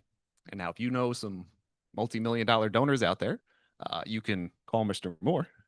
But I don't know how many people in the audience can write checks like that. So that's just not an option right now. We talked about deferring capital investments. And as Mr. Stevenson talked about, right, that sometimes short term we push a few things off, but we cannot afford to push all of our projects off. We did have $200 million of things recommended by our architect in our long-term facilities plan. We do not want to be like Montclair when their stairwell collapsed. And so we will continue to invest in our facilities as best we can and try to avoid kicking that can down the road. Similarly, Ms. Flowers talked about fund balance, and some people have said, well, why don't you just spend that money down? And that money's there. It's there for the rainy day. It's there for if we have some kind of emergency, like a roof that needs to be fixed overnight that we didn't budget for. But once you spend it, it's gone. It's your emergency fund. And then if your emergency fund is gone, and then you still have to pay bills, you can look the other way down the street to East Orange and see what happened in their budget in October when they had to lay people off in the middle of the year. And that's just irresponsible budgeting. Our auditor, when he came a few months ago, said that we were currently doing the right thing with our fund balance, but if we were to use that fund balance to permanently fund our operating budget, it would be irresponsible and going in the wrong direction. And lastly, you may have read in the news that there are some exceptions to the 2% cap. Some districts are raising their taxes up to 10%, but that applies to a small subset of school districts. It does not apply to us. We have raised our budget to cap, and we have made the one decision that we have within our control to give Mr. Moore the tools that he needs to build this budget. So with that, I will conclude my president's report and see if any board members have other reports or comments before we go to questions from the community. Thank you, President Rock. Thank you, President Rock. Again, thank you to Ms. Flowers and her team and Superintendent Moore on the presentation this evening. Hopefully it sheds some light for the community with respect to some uncertainty or open-ended questions or open questions that they may have had with respect to process and the budget.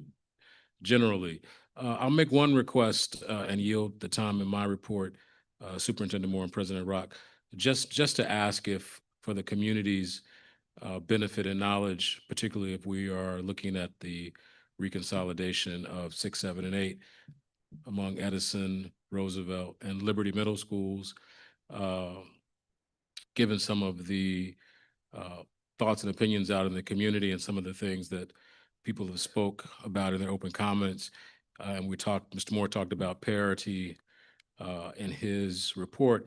If we can do some level of analysis with the architect with respect to specifically the facilities planning for the middle schools and to determine over the next 3 to 5 years those priorities with respect to capital improvements for the middle schools, especially given this belief that there is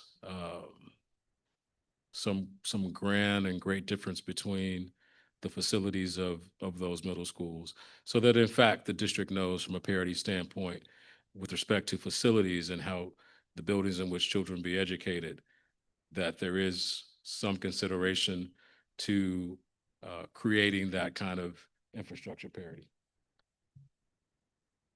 Thank you. Sorry. Go ahead. I'm on? I don't think so. Okay.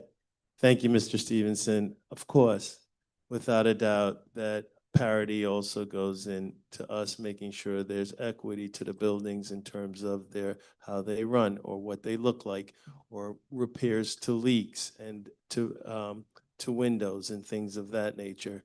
We will continue to do that. As I pointed out earlier, we do all buildings across, so that everyone understands, they're aging buildings, but whatever building you're in, whether it's a newer one or an aging one, they're all at least 20 years old and they have repairs to be made. So every building has its own unique repairs to be made, and we have that in mind, and that is part of our That's part of our facilities plans. But as you can see, what we may have to do is step-by-step repairs, as you can see where we are in the budget right now. Thank you.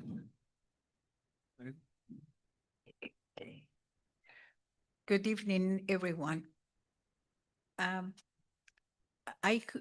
Thank you, first of all, thank you to all the parents who wrote the emails to board members and Mr. Moore. We really appreciate your concerns, as well as I do, caring for our students, the parents, and the community.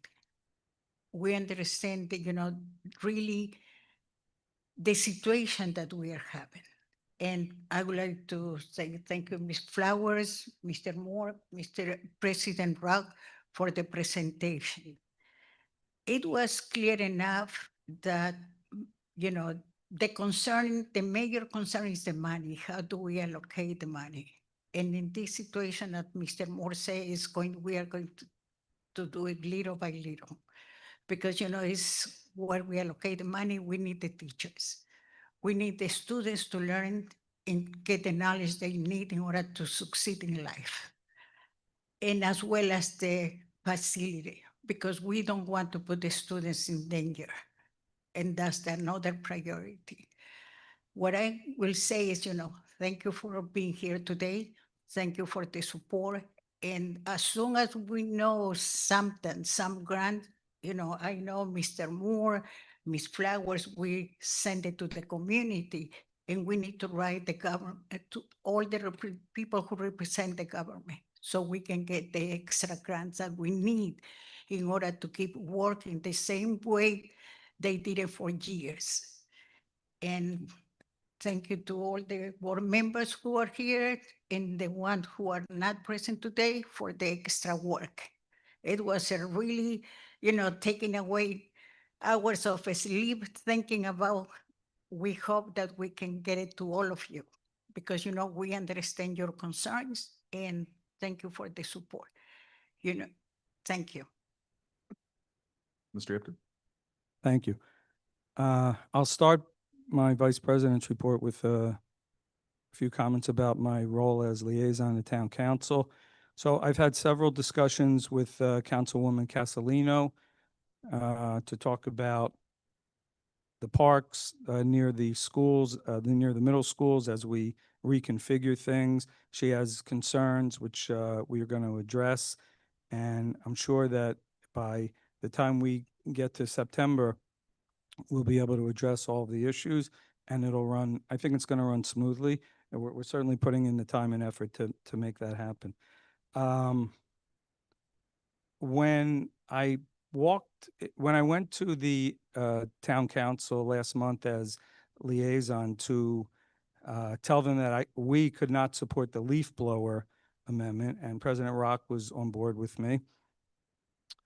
We told them that we couldn't do that, regardless of whether you think leaf blowers are an issue or not. I certainly was not going to support a bill that would have to be paid for on the backs of teachers. That was an easy one. And of course, afterwards, I don't know about Mr. Rock, but a few people, half kidding, half not, why do you hate the environment? Don't you care about our planet? I think that's so silly. We have to learn to talk to each other a little better than that. I care about the environment. If it makes you feel better, I have solar panels. But we have to make choices in life. So we chose the teachers over this leaf blower ordinance. We're going to agree, we're going to disagree. We see things differently, but we should not be ascribing motives. You're a bad person because you disagree with me. And that's what I want to talk about for a minute now. At the last meeting, a gentleman stood up with a kippah on his head. For those who don't know, a kippah is something that religious men wear on their head. He couldn't even finish his comments when people started heckling him from the back, saying, sit down, he doesn't have a right to speak, his kids don't go to the public schools. I just want to say, with regard to that, I don't know who you think you are. when you say something like that, but you don't get to decide who speaks. I'm on the Board of Education, and I don't get to decide who speaks. Whoever comes gets to speak. If you don't like what he says, come up front and say something against it. But have a little courage and decency to do it the right way. In fact, if we're going to say that he doesn't get to speak, how about anybody who does not live in town right now should just leave? Are we going to do that? I mean, there would be a lot of people heading for the doors if we did that. The least we can do, I would remind President Rock, is that this board has policy of when someone speaks, they say their name and their address, not where they teach, not where they used to live, where they live. I think that's reasonable. I would not have said anything about this other than the fact that it was public, because what I've been dealing with for a couple of years has been kind of private. You don't have to look online. I have friends in all the neighborhoods of this wonderful township, and I have friends in the teachers union saying two things about me. Well, he's Jewish. They don't care about public schools. Their kids go to Jewish schools. So I'll address that. A lot of our kids go to Jewish schools, and some go to public schools. Nobody supports the public schools more than my community. We know that the value of this community rests on the quality of the public schools. When you look to move to a town, what are you looking at? Public schools, crime rate, parks. I mean, schools are at the top of the list. Send their kids to Jewish schools, Catholic schools, whatever it is. Don't be intimidated. You don't have to be shy. These people don't represent the majority. And every time they act the way that they did, somebody has to speak up against it. I'm sorry that it has to be me, but somebody should speak up against that kind of attempted bullying and intimidation. As a side note, it intimidates nobody. It just makes you want to speak more. The second thing that I've been hearing about me is, why is he on the board? His kid doesn't even go to public school here. Really? My son went to Kelly, went to Roosevelt, went to West Orange High School, and now he's out of district. Well, he doesn't count. You know, he's special service. My son doesn't count. How about if I tell you your son doesn't count? Would you like that? I'm not speaking out of hurt feelings. It rolls right off of me. I'm speaking on behalf of the other parents of special needs kids who feel like they have to whisper or beg and grovel to get what they need or deserve. I say this to the parents of special needs children. You are part of the community. Your child is no less than any other. And the school district is not doing you a favor by giving them what you require. It's a moral obligation and it's a legal obligation. So don't be shy. Stand up for your child. It's a beautiful special needs community in this town, and I'm proud to be part of it. Which brings me to my next point when we talk about how we talk to people. We're in a budget crisis. 73%, I think, of the budget is from salaries, benefits, pensions. I have no doubt that the boards who sat here before us were much smarter than me, much more knowledgeable on the issues, but no problem. Whatever they did or didn't know, they did their best. The same with the superintendents. But we're dealing with their decisions that were made years ago, and we're doing the best that they can. It is so ugly to hear someone come up to this podium and describe Mr. Moore and his team as lazy. I mean, I'm speechless. It is so disgraceful. This is how we talk to people in a school. All this business about, don't you care about the kids? How about giving them a role model? One night a month, just one night a month where we're civil to each other. We go around town and we see signs on people's lawns or even on the township signs that say, hate has no home here. I think we should amend those signs to say, hate has no home here, except at the Board of Education once a month, or hate has no home here unless I disagree with you. Mr. Moore's too much of a gentleman to say it, but those are hurtful words, and I find them disgraceful. Another thing that I would like to mention, you might notice that as you're speaking, some of us take notes. We listen, we learn. I can learn from anyone. We've only lived in town for 9 years. There are people who've lived in town for 30 years or more. Somebody has a student at Gregory. My son never went to Gregory. I want to hear, I want to learn. So the idea that people come up here, unload on the Board of Ed, I guess it makes them feel better, and then leave. There's nothing you can learn from us, from Mr. Moore, nothing? You know everything? I mean, that is not a good look, just so you know.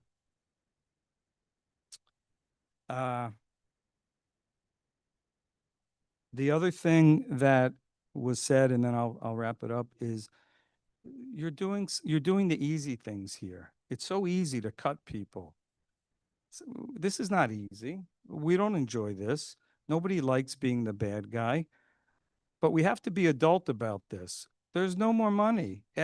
Mr. Moore went through it. Find us the money, we'll spend it. There's no more. The things that are said are really out of line with reality. Life isn't, you're not being fair. It's not fair to cut these teachers. Yeah, I know. I hate it. Life is not fair. I've been treating cancer patients for more than 30 years. Men, women, a lot of children. A lot of this was in Newark.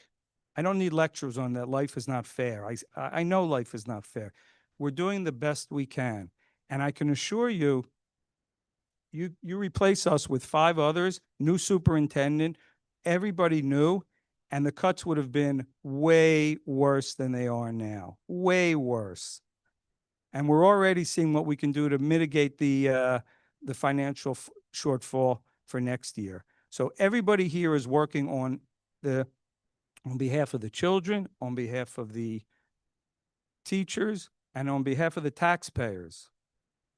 Finally, on a little bit of a lighter note, I would say to the Mandarin people, I was so proud to support your program. You did a great job presenting. Your job between this year and next year is make the program so strong that nobody will even consider cutting it. Because next year, as Mr. Stevenson reminds us, is going to be tough again. Thank you. Thank you, Mr. Ipker. Yes, Mr. Stevenson. Briefly. So I just want to, as a point of policy, to stipulate to Mr. Ipker's comment about public comment. The rules do state that those speaking at public comment need to give their name and address. Is that correct, Ms. Flowers? Yes, that is in policy. And so, President Rock, I would just stipulate to the chair that we adhere to that policy, and anyone not conforming to that policy not be allowed to speak as a point of policy. Secondly, with respect to Mr. Ipker's point on the attacks against Mr. Moore, I did find them unbecoming, did find them inappropriate, did find them unnecessary. I think I said at the April board meeting that the reality is that a few months ago, district was great, Mr. Moore was great. We get these sad numbers about budget and the bottom drops out. And now Mr. Moore is, what were the comments, Mr. Ipker? Lazy, thoughtless, all these things. And we don't have to have a social studies course and some of that language and the latency of it, which is coded in racism and other things. And so it's just disappointing to hear some of those comments from the podium. As I said the last meeting, Mr. Moore is a man of integrity. This is my 4th budget that I have participated in as a board member. Ms. Flowers is a business administrator and a board secretary of integrity. Her staff has worked tirelessly to get this together. As Mr. Ipker pointed out, as Ms. Vera pointed out, this board has worked for hours trying to mitigate a very difficult situation because our priority is our students, and we know when teachers are lose their jobs, kids are affected. And so that's nothing that so our objective is to have a school system that is in the best interest of the students, but also one that the taxpayers of West Orange can afford. And so that's a balance that Mr. Rock has spoken to, that we've all spoken to. And I just think the community should be aware of the caliber of the leadership that exists within the district and the hard choices that they had to make. We've come to a conclusion of support of the budget, but that support did not come with very hard conversations and questions from Mr. Moore and the leadership. So thank you, Mr. Moore. Thank you, Mr. Stevens. This time, I have a motion to open the public hearing for questions and comments relative to the 2025-26 budget that has been presented by the Superintendent of Schools, Mr. Moore, and the School Business Administrator, Ms. Flowers. Motion. Thank you, Mr. Ipker. Is there a second? Second. Thank you, Mr. Stevenson. We will have questions from the public on agenda items, the budget only. Any community member who would like to make comments or ask questions, please come to the podium at this time. As Mr. Ivker and Mr. Stevenson have pointed out, please make sure that you state your name and home address for the record and then begin your comments. Please limit your comments to 3 minutes. Do we have any members of the public here in the audience who wish to make a public comment?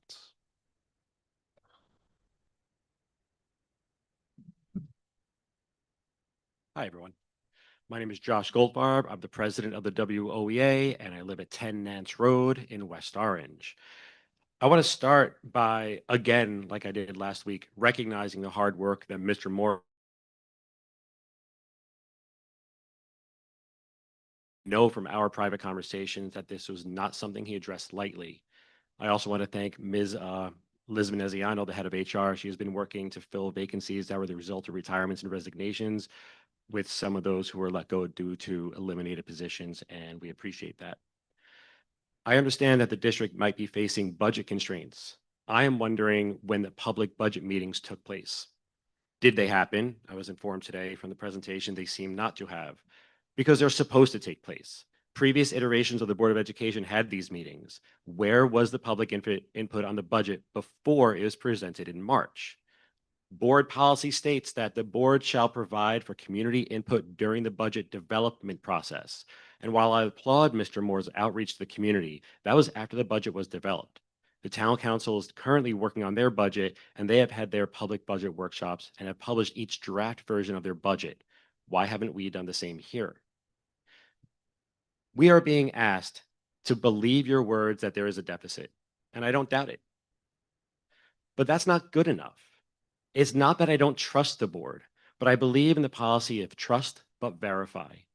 I put little faith in words. I believe that things should be subject to the closest of scrutiny, which is why I am again requesting a copy of the full budget, the full line item budget, which has still been not been given to me. New Jersey statute dictates that the board shall make available upon request for public inspection all budget and supporting documentation contained in the budget application once the application has been submitted. On Monday, March 31st, after the budget was submitted, I requested a copy of the budget and was told by the business administrator that contrary to the statute, the budget was still in draft form and therefore did not have to be shared. My response was that shall make available once it is submitted is very clear. This email I did not receive a response to. Neither I did not get a response to my follow-up 3 days later. Mr. Ivker, you mentioned earlier that we have to follow rules here. Why was that rule not followed? That is a statute. I filed an OPA request for the budget, which was denied because, and I quote, as the district's 25-26 budget remains in draft form and has not yet been approved by the county superintendent of schools, it is protected from disclosure by the district's deliberative process privilege. This is a false claim. Just as an essay a student turns in for a grade is no longer a draft, the budget ceases to be a draft once it is submitted for approval. It is no longer deliberative at that point. Submission for approval marks the end of the deliberative process, not the beginning. This time I did receive a response. I was informed that upon further review, we determined that the district policy does provide that the district shall make its budget application available for public inspection upon submission to the county superintendent for approval. Thank you very much. Right there. Molly Eisen, 2482 Gregory Avenue, West Orange Education Association Vice President and teacher at Edison. So I'm picking up where Mr. Goldfarb left off. Essentially, the WOEA was right all along and should have been given the budget when it was first requested a month earlier. These denials are not a mistake. The WOEA and the public have been deliberately denied a copy of the full budget. Let's remember that when the board decided to allow us to view the budget, it had been a month since his initial request. This was the month that the public could have reviewed, disputed, or even verified the claims of financial distress. When he was allowed to look at the budget, he was with a chaperone and could not take notes. Analysis and inspection are impossible without the ability to take notes. Ask any teacher that. But we still don't have a copy of the full line item budget. The position of the WOEA is that the district continues to be in violation of state statute and our Oprah request remains unfilled. Why were we denied for a month? Why has so much diligent work been put into preventing the budget from being seen? Perhaps if that same diligence was present when the budget was being created, we wouldn't be where we are today. The bottom line is that you are out of compliance and we deserve an explanation. We are expecting that you email Mr. Goldfarb a full copy of the budget and all other documents enumerated in his Oprah request first thing tomorrow morning. The WOEA will be communicating with our members in the morning to inform them that we have received the budget, or if we are again being denied these documents. We have 2 emails ready to send at 9 a.m. Which option you choose will determine which email is sent. Deb Cohen. Meetings, those of us that spoke were admonished by board members at previous meetings. At the end of the meeting, we were told we were spreading misinformation. We spent too much time in class discussing with students, and the options were limited anyway. Nothing that was looked at except staff cuts changes has been communicated to the community at large until tonight. We were getting our information from students and parents. It was the only information we had. So if it was misinformation, then the board should have worked to show not only the staff of the district, but the community as a whole what the truth was. We were not told anything of substance at the preliminary budget. Questions were asked by many, and even last week, when there was an opportunity to update the community, we found out nothing new about the overall budget. This continues the distrust that is happening. All right, now I'm all out of order here. Grants are great. Perkins grant is what keeps the CTE program running at the high school. It's millions of dollars, if I remember correctly, certainly hundreds of thousands. But it takes care of its costs. That grant that was referred to for the scoreboard, great that they donated it. They didn't pay for labor, they did pay for parts, and they did pay for installation. That came out of the district's budget. We live stream graduation, which has always been recorded and put up on the website the day after. Why do we need to pay for that when it's the day after? I know tickets are limited, and now I'm going to be the evil one. I have 3 children, now young adults, that were athletics, 6 through 12. Why are we not looking at middle school athletics? We have rec in this town. It's a big rec in this town. I don't know about the travel and the club situation, but many school districts have already gotten away with it, gotten away from middle school athletics in the past several years. Why won't we look at it? Why won't we look at the number of coaches that are coaching different sports at the athletics? If I remember correctly, there are 13 for football. I know there's different teams. I don't know if 13 is necessary. It seems excessive. Last week's overall message as to why the change was good for the middle school was 1 model, 1 community, 3 years of stability. Obviously, the 1 model and 3 years of stability are specific to 6 through 8. I would hope the 1 community is not limited there, but to the entire district pre-K to 12. However, in no way has any sense of community been felt by the employees of the district. We have been left in the dark throughout the whole process. And again, tonight, it was questioned whether we should even be allowed to speak, that we are a huge part of the community. We never got to understand what was being looked at and why, or even how things might be prioritized until tonight. Again, as I have said 2 times already, we're well aware some decisions have to be made outside the public eye, but this budget season has taken that privacy too far. We want to help our students grow. We care about the district. For most, it isn't just a job. Those of us in the 13 buildings of the districts are the heart and soul of this district, and that has been forgotten. We have been left out in the cold and can only hope to come out the other side without too many scars.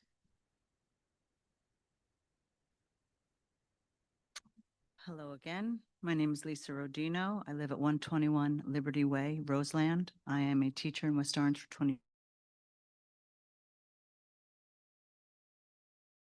And to honor my colleagues who work tirelessly throughout this district for the students of West Orange. I see you, and I think it's only fair to ask that the superintendent and his team do the same. And in the spirit of making good trouble, I'm asking my colleagues to consider attending monthly board meetings so that we can all hold each other accountable. Tonight, Ms. Flowers and Mr. Moore attempted to explain how we arrived at this critical juncture and the financial shortfalls of the district. They alluded to the fact that we could have been in this position last year and that future years will be as bad, if not worse. How? Don't we have a district strategic plan? Do we have district goals? I couldn't find anything current. And as an educator employed in this district, I'm required to submit weekly lesson plans. I have to submit a professional development plan every year. And the irony is, my plans are reviewed by my superiors that are functioning without a plan. This makes no sense. And if we were in such dire straits last year, and President Rock said years prior, why did we proceed as if we weren't? Why do we continue to fund all extracurricular activities, clubs, and sports teams? Why do we continue offering competitive salaries for so many coaches? Why do we continue to pay for costly school business, training, and workshops? Why are we hiring new faculty? Why do we proceed with the preschool expansion? Why do we adopt new curriculums? At the elementary level, we adopted ELA, HMH, and iReady Math.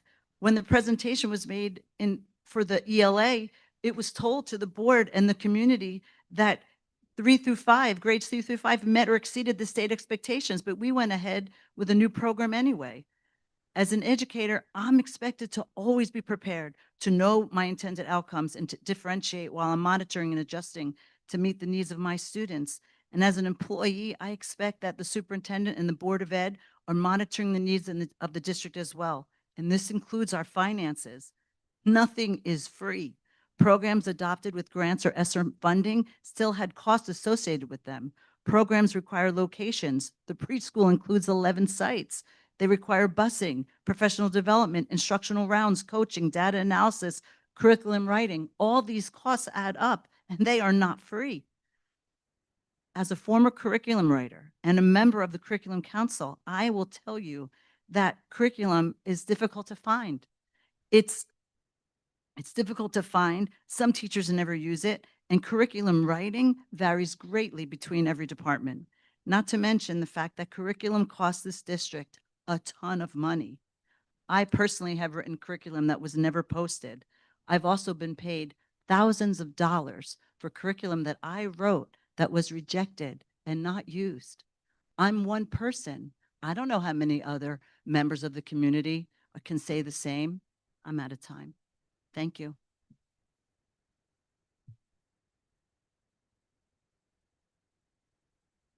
Hi, my name is Bonnie Cohen Goodman. I live at 136 Walker Road, and I also am a para at Washington School.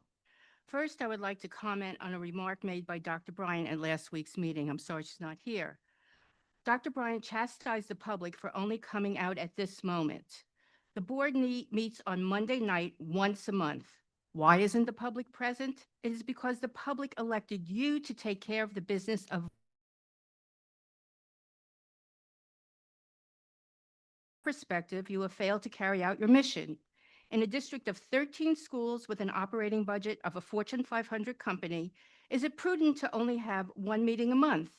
If the board does its job, the public should only need to attend board meetings for presentations highlighting our students' accomplishments. Now you've put these wonderful moments in jeopardy. For years, the board met twice a month, public sessions starting at 8, giving parents time to feed their kids dinner before attending. The agenda was a few pages. Now it's at least 10, difficult for anyone to easily review. To that point, I look to our town council as an example of transparency. The council will host 3 Zoom sessions in May, open to the public. We can watch as the council reviews its budget line by line. The board did not offer us this option, although public budget meetings were always offered in past years. I have attended them. Why not now? So here are some of my questions.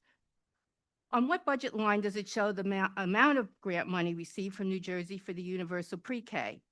What is the specific line item for transportation for this program? Does it include costs for bus aides? Are the transportation costs included in the grant? I know of no preschool where children are bused without additional costs. Construction and operating costs for the community house renovation. Where are the line items to include the architect, permits, and support staff, and other related costs? Are you bonding any of these costs? What is your 5-year strategic plan for the universal pre-K? And what are those projected costs moving forward? Before committing to the universal pre-K as a no cost to the town, how carefully did Ms. Flowers review all costs, including those not covered in the grant, now that the district must now account for in their budget? And on the reconfiguration of the middle school, how is the district determining the street boundaries to assign households for the particular school? Was there a demographic study done to project the equity numbers for the 3 schools? And a map showing this delineation should be posted on the website as soon as possible. And who from the community, besides the administration, was there to guide in making this decision? 20 years ago, we had 42 community members that met for 9 months to arrive at the Central 6 configuration. And do you have a 5-year strategic plan to realize the savings for this school and how it's helping you in the next budget? And what are the specific line items for the cost savings? The public is doing exactly what it should Thank be you, Ms. doing Goodman. now, Your- questioning whether the board, whether they can live up to their obligations. Ms. We are Goodman, your here time has now, and we expired. deserve Thank an you. answer. Thank you.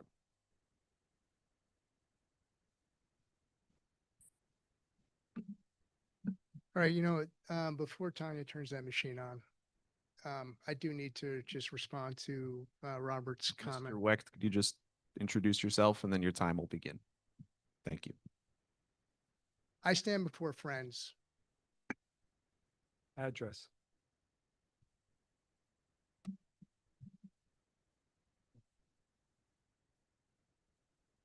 Each time I've come up here, I've reminded you Mr. that my name Wecht, is Jay hold on. Wecht, and that my West Orange address is Roosevelt Middle School, where I've been Yes. for 30 years. And the policy requires you to disclose a home address.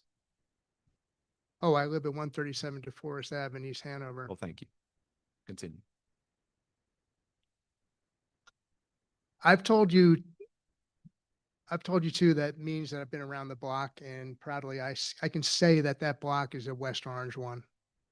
Sadly, I have to say that it's a shame that it has to come to this, because now I can't get out of my head all the literary characters that come to mind when I try to wrap my head around how it is we are where we are right now, trying desperately to keep our heads above the water that surrounds us and the whale that has become our home. I also think of Icarus and what it must have been like to recognize that the wax that is holding his wings is quickly melting, and what that is going to mean. And I think that about that famous emperor who doesn't realize that his new outfit is not what he thinks it is.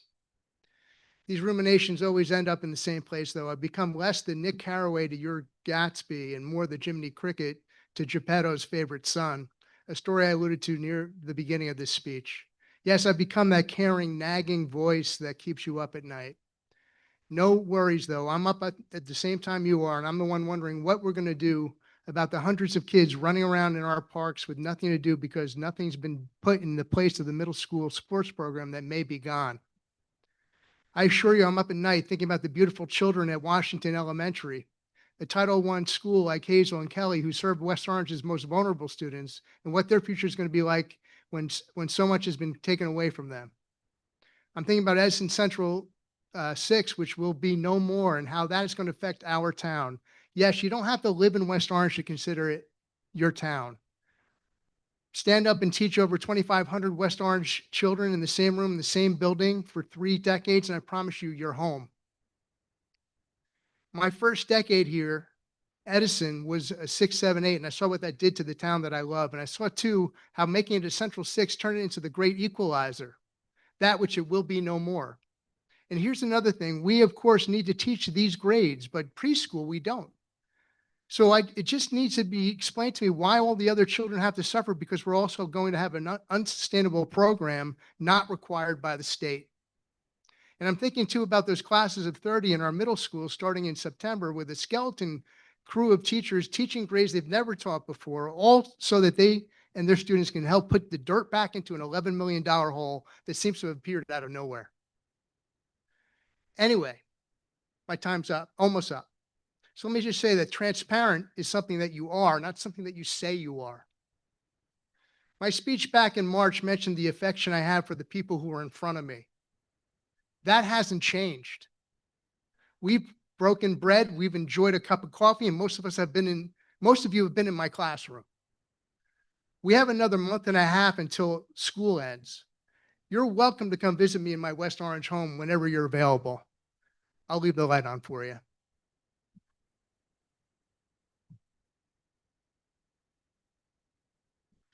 Mira Franowitz, 28 Ridgeview Avenue. First, I want to thank you for sharing the survey data. I have personally been extremely curious to see what was compiled and how it was going to be used. I, as an educator, find data to be imperative in informing my next steps, and I wanted to see how the board was using that, so thank you. I also want to thank you for taking the time to break down your budgetary process. I think that step-by-step was really helpful, and it allowed me to create some much more specific questions that I have for the board. First of all, I'm curious why Gregory is losing the most class sections when it in fact has the largest student population out of our elementary schools. A population so large that it actually rivals that of Edison Middle School and Roosevelt Middle School. On a side note, those two schools happen to have vice principals and we don't. I'm also curious how many of the retirements and resignations that are not being filled are included in the number for Gregory. On the slide, it showed Gregory was losing 3 teachers, and I want to know how many more are included when we say the retirements and resignations that are not being filled. We are going to supposedly have classes capped at 25 students with only 3 sections per grade, and I don't see how that's mathematically possible with our current student population. We have 481 students at Gregory. If we take that and make 6 grades with 3 sections each, we are 30 students over that 25 cap. Granted, we do have 2 inclusion classes, but together those classes do not equal 31. So 25 students per class is not possible at Gregory if there's only 3 sections per grade. So I'm curious how that number came to be and how we'll address it for our students, because all schools, no matter how large, should have an equal opportunity in West Orange. I'm also curious what we're going to do for academic support. We are going to have larger numbers of students per class, which means there's a higher teacher to student ratio. Are we going to be increasing our intervention opportunities for students? Gregory lost 2 intervention teachers last year. We can't afford to create a higher issue, a greater problem for Gregory now, regardless of budgetary constraints. More students require more management, means there's less teacher to go around. How are we going to make sure all of our students are getting what they need? Also, on the capital project slide, I did not see Gregory listed anywhere, whereas we have an art room that needs asbestos remediation. I would expect that to be on there. And in 2020, the summer of 2020, we were supposed to have our boys' bathroom renovated due to plumbing issues. And clearly, because of PPE, that had to get put to the side, but it never came back. And it stinks. You walk in Gregory, you smell the boys' bathroom. So I don't understand why we have no capital put aside for Gregory based on the slide provided. I would like to suggest that we consider moving gifted and talented into the school to better educate our students and reduce transportation costs there. Thank you.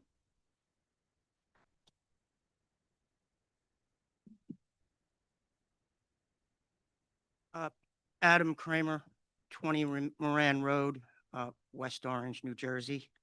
I have a couple questions. I saw some inconsistencies, or maybe I'm missing something regarding the budget presentation. The numbers I saw, you had a total revenue just over 200 million, but on page 6 of your agenda, you refer to total revenues of almost 221 million. In the presentation, I didn't see anywhere the 14 plus million that's in the agenda as, quote, special revenue, and the almost 6 million that's in, quote, borrowing. And I'd like to know how that plays into the budget, and where did we see it when we saw the presentation sitting down a few minutes ago. The other thing is, I didn't see a full budget in advance. I know Ms. Flowers referenced that it was in the Star Ledger. I didn't see it there, probably because the Star Ledger stopped printing on February 1st. So I have some questions about how this was communicated effectively and the internal consistency. The big driver of where we are in this budget mess, and it's not pleasant to hear, and it's not that I'm making a value judgment about teaching or teachers. I'm making a math observation. There's a disconnect between what the tax base can provide without going over cap or increasing it more than it already is, and what we pay our employees. Past boards, in my opinion, have entered into contracts that were economically unsustainable. I've been going to the boards for years. I've said that. I'm sorry for the teachers that there were expectations in your contract that were unrealistic, that were communicated to you. But that's really where the disconnect is. That's really why we're in this situation. West Orange teachers are compensated above norms. I was hopeful, and I might even go for breaking cap if there was some communication between the board and the union where maybe defer raises a little bit, public goes a little bit above cap, and we could keep all the programming and all the people who are being laid off. I wish that was a better solution. I respect this board, but because this budget, in my view, isn't in the public interest, I'd say vote it down, punt, and let the county superintendent figure it out. Thanks.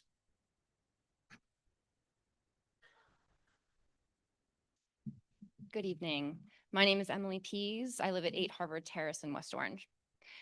I'm a parent of a second grader and a kindergarten at Gregory Elementary, and I'm here again tonight with my neighbors from what was called the Gregory Civic Advocacy Group. But given now that we represent over 400 supporters across the district, we're working on a new name that reflects our broader reach. If you'd like to join us again, we have a sign-up sheet around the room. Last week, we sent a detailed letter to the board and superintendent requesting transparency around the budget deficit and staffing cuts, and we wanted this before tonight's presentation and vote. I will say we are grateful. Personally, I am grateful. We haven't spoken since the presentation tonight, but we're grateful for what you walked us through tonight. This is what we have been begging for. A lot of these questions were answered, and I really wish we would have had it before the day of the vote where we could have some feedback and input. There are still many questions on our list unanswered. Now, not all of us can be in person or stay until the end of these long meetings, but please know, we are paying attention. We're watching the YouTube videos at home. We're hearing your comments. We're reviewing every public document you put out there. And we still need clear written answers to some of the questions that are outstanding in our letter. One in particular that is really important and has come up multiple times tonight. What are the long-term plans to avoid budget crises like this in the future? As we've heard, it was detailed in how you walked through the state aid funding. I've now watched you do this, Mr. Rock, multiple times, and it's been helpful. This state aid is likely going to go down based on the calculation again next year to the 3% cap or more, depending on who's in how we can all be involved together to help prevent these problems.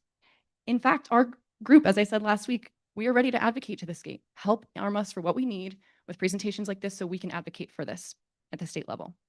And will you please establish a citizen advisory group to allow the public input for transparency for future budgets, long-term planning, and solutions-based collaboration.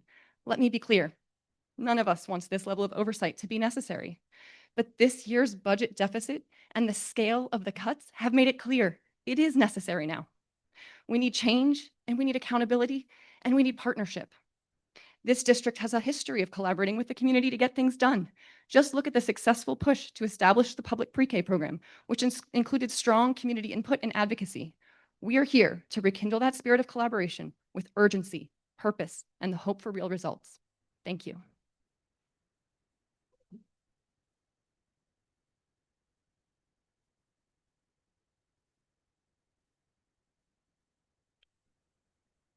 Ni hao, 我叫 Sam. My name is Samuel Fleisner, and I am in 7th grade at Liberty. I am here today to say how thankful I am that you have decided to keep Mandarin in the middle schools. There are many practical reasons in today's economy that make Mandarin an important language to learn. But I wanted to speak on what studying the language means to me. When I was in Edison, we were given 4 different languages to study and told to pick our favorite one. Mine was Mandarin. I love Chinese culture, I love the language, and I love learning everything about it. This year in 7th grade, I have learned even more. Earlier in the year, I performed Tai Chi with several of my classmates at the Lunar New Year Gala that was held right here at the high school. It was a magical experience, being together with friends, eating good food, and experiencing an amazing culture. It made me feel proud to be a part of the West Orange school community. Now, thanks to your decision, I can continue my studies of Mandarin with the ultimate goal of going on a field trip to China in my senior year of high school at West Orange. 谢谢.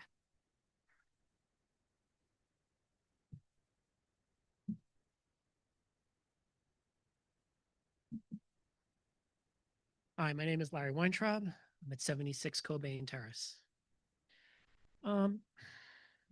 Where to begin?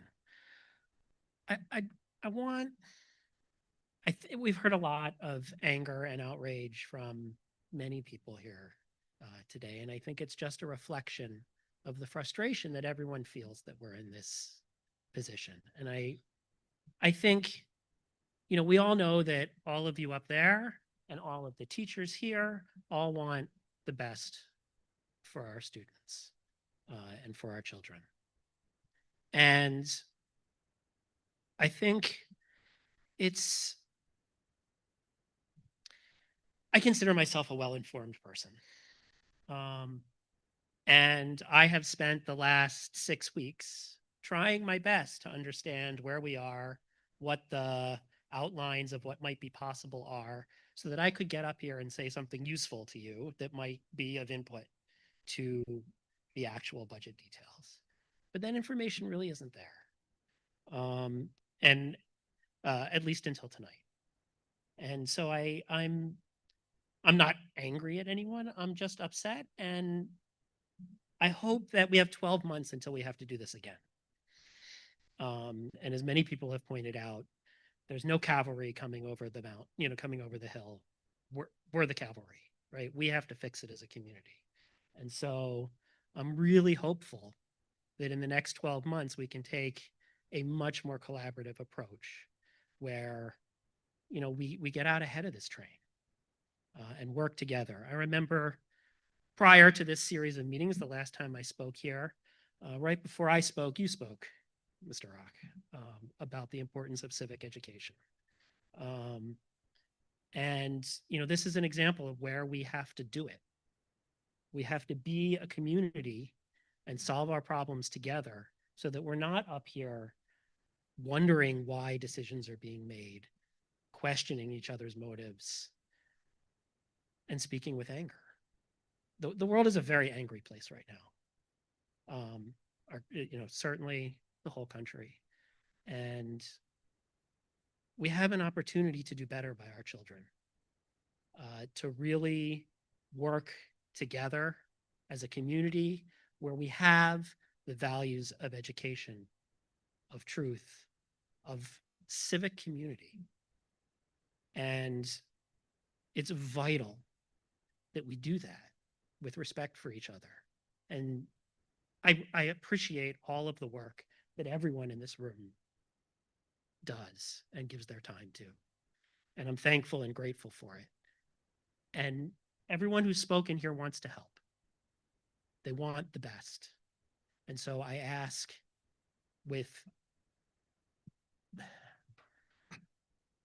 that we make it possible for everyone to do that.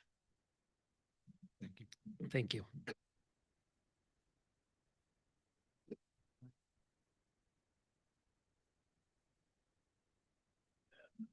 Hello, Andrew Keschner, 31 Lawrence Avenue.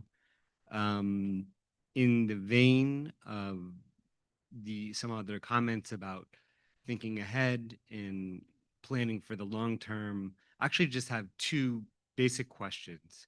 Can the board educate me and the public as to how the town council can help any sort of, there was a mention of teaming up on recreation and so on and so forth, to help us understand how they can help defray costs and problem solve going forward, and thinking that this is going to be a problem for the long term, an issue for the long term. I'd also want to know what the plans are for the long term for the board, making its needs known to our state officials, to our federal officials, to our federal electeds. How are you, what's the plan to lobby in the grand sense of the term on what we need from the state and from the federal government? So I'd love to hear more about that. And otherwise, just, I recognize the bind that we're in, that you're in, and you're trying your best. And thank you for your effort.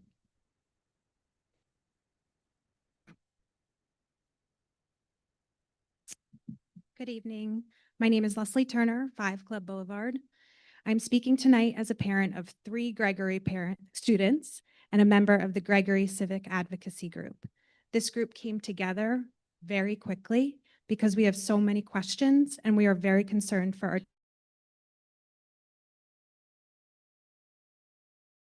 always a little in the dark. The middle school consideration and decision happened a month apart with no communication. That's a really large change without proactive communication, even if it is $500,000 a year over year. We are just now seeing the summary of the community budget solutions and the budget report, so thank you very much for that. But we need a chance to review and digest it. It was a lot of numbers, too many for me to comprehend. At first glance, Gregory does seem to be disproportionately affected, and it is the largest elementary school. Are we getting all of the 25 class caps? It sounds like you all had some questions too. You need to hold off on passing this budget until there is additional input and conversation. And eventually we need to figure out what changes we need to make to help ourselves in years to come. We urge you to establish a community budget advisory council so we can proactively get ahead of the issues year over year.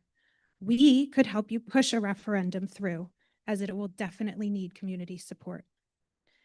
I think with increased communication and transparency, we will all see that there is a rationale for the decisions you are making on behalf of the community. We just ask that in these unprecedented times, you increase the involvement of that community. Thank you.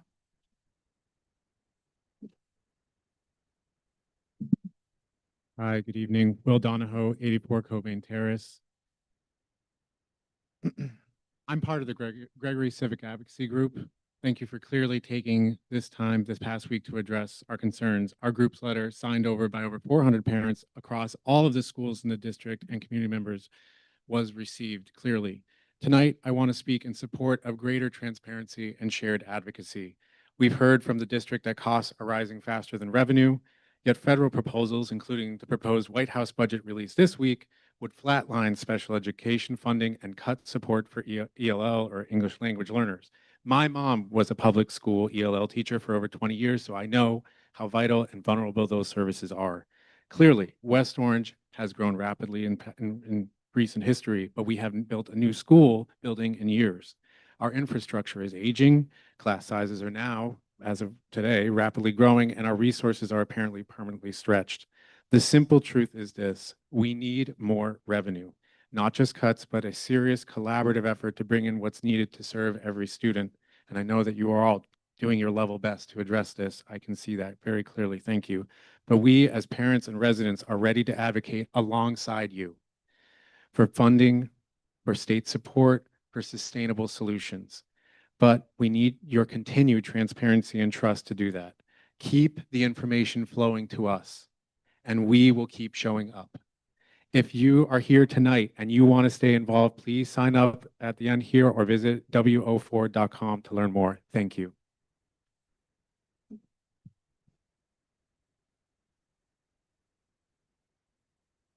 Tony Edelstein, 50 Davy Drive, teacher at the high school.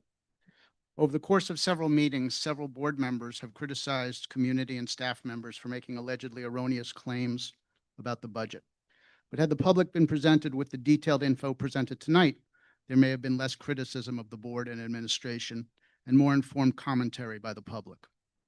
Secondly, I find some members of the board especially thin-skinned about criticism from the public. I don't envy your jobs, but you signed up for it and you knew the slings and arrows that come with the job. Some board members seem to relish in lecturing the public. I take particular exception to comments made tonight by Mr. Ivker and Mr. Stevenson. Mr. Ivker, I was one of the people sitting in the back at the last meeting. When the gentleman wearing a yarmulke spoke, I did not hear anyone voice opposition to him speaking. I did hear snickers because the gentleman's views on the school budget, teacher salaries, and benefits are well known, but I did not hear any calls to stifle his right to speak. As for Mr. Stevenson's comments, I did not hear anyone call Mr. Moore or his staff lazy. Yes, people have been critical of the process, lack of transparency, but I did not hear any epithets or ad hominem attacks. I think you mistake inquiry and demands for transparency for public attacks. Thank you.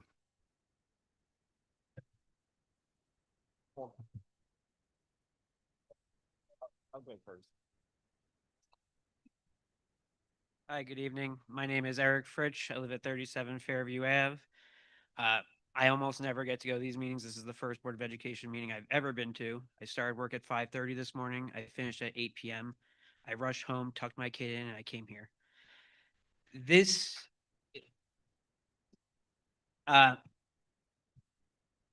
I'm very upset to see that we are looking to make such big cuts. I work very hard, and I don't do it so that we can have cut rate government in any form, whether it's through the town or with our education. And I'm not saying that's what we're doing, but no one was saying that we were overfunded last year. So obviously, if we're going to be underfunded this year, we're making cuts that we wouldn't be making otherwise. I see, if you can look up news articles, other towns, they are raising their taxes 13%, their school taxes over 30%. That's happening this year. From what I understand, there's been a bill passed in the state that would allow special rate increases because of the loss of state funding. Again, 13%, over 30%, and here it's 2.3%. So that's not enough, obviously. I'm very, I feel for anybody who feels like they may not be able to afford it. And I know that's something that you guys are taking seriously, and I think you should be, but you also can't take on everybody's problems. Your job is to fund and make sure the school system works. If it takes more money to make it work, it takes more money. It costs what it costs. Like, you guys aren't making up numbers here, right? It costs what it costs. So what we need from you is to do what's necessary. Either if you say it's a referendum or if there's a special way to do it, it just costs what it costs. Please fund the school systems properly.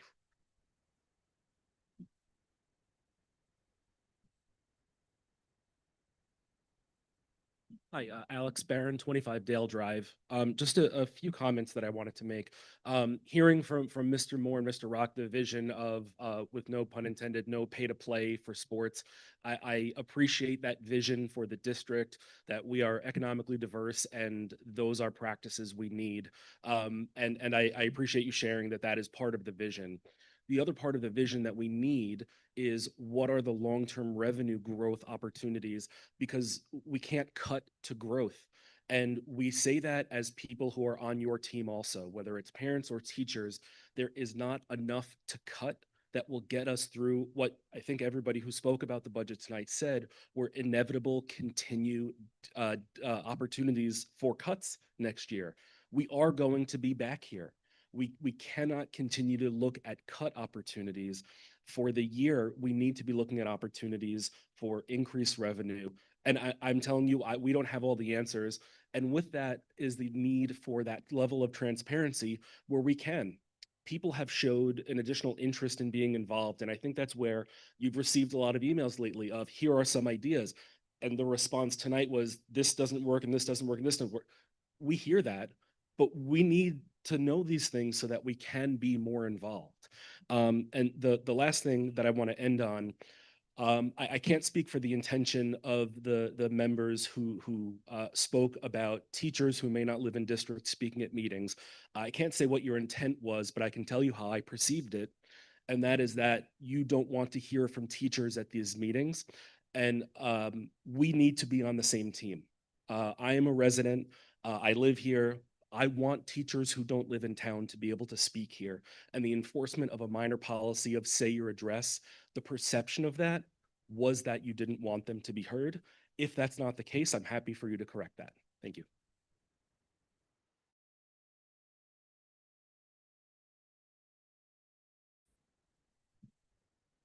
Hi, my name is Jessica Harrell. I live at 4 Gavin Road, and I have 2 students, a 3rd and a 4th grader at St. Cloud. I'm also, for those of you who don't know, an educator, former teacher, principal, and a network content director. A lot has been said tonight, some of which I strongly agree with and some of which I strongly disagree with. Something I haven't heard lifted up yet that I'd like to raise attention to is the decrease in science and social studies teachers in the district. At a time when clearly civic discourse is strained, our government is under attack, and the national and world news are repeatedly traumatic, our kids need science and social studies. I've spoken here before about the concerns with our science education and curriculum currently in place, not about the teachers. It hasn't gotten better since I have lifted these ideas up, and it's going to get even worse without staff focused on that information. There's a lot that we can do, and much of it doesn't actually cost a lot of money. Our kids start taking their state test assessments this week in science. They are not set up for success, and we're not getting them ready any better next year. In all of these conversations that matter, I want us to also remember the academics at the center.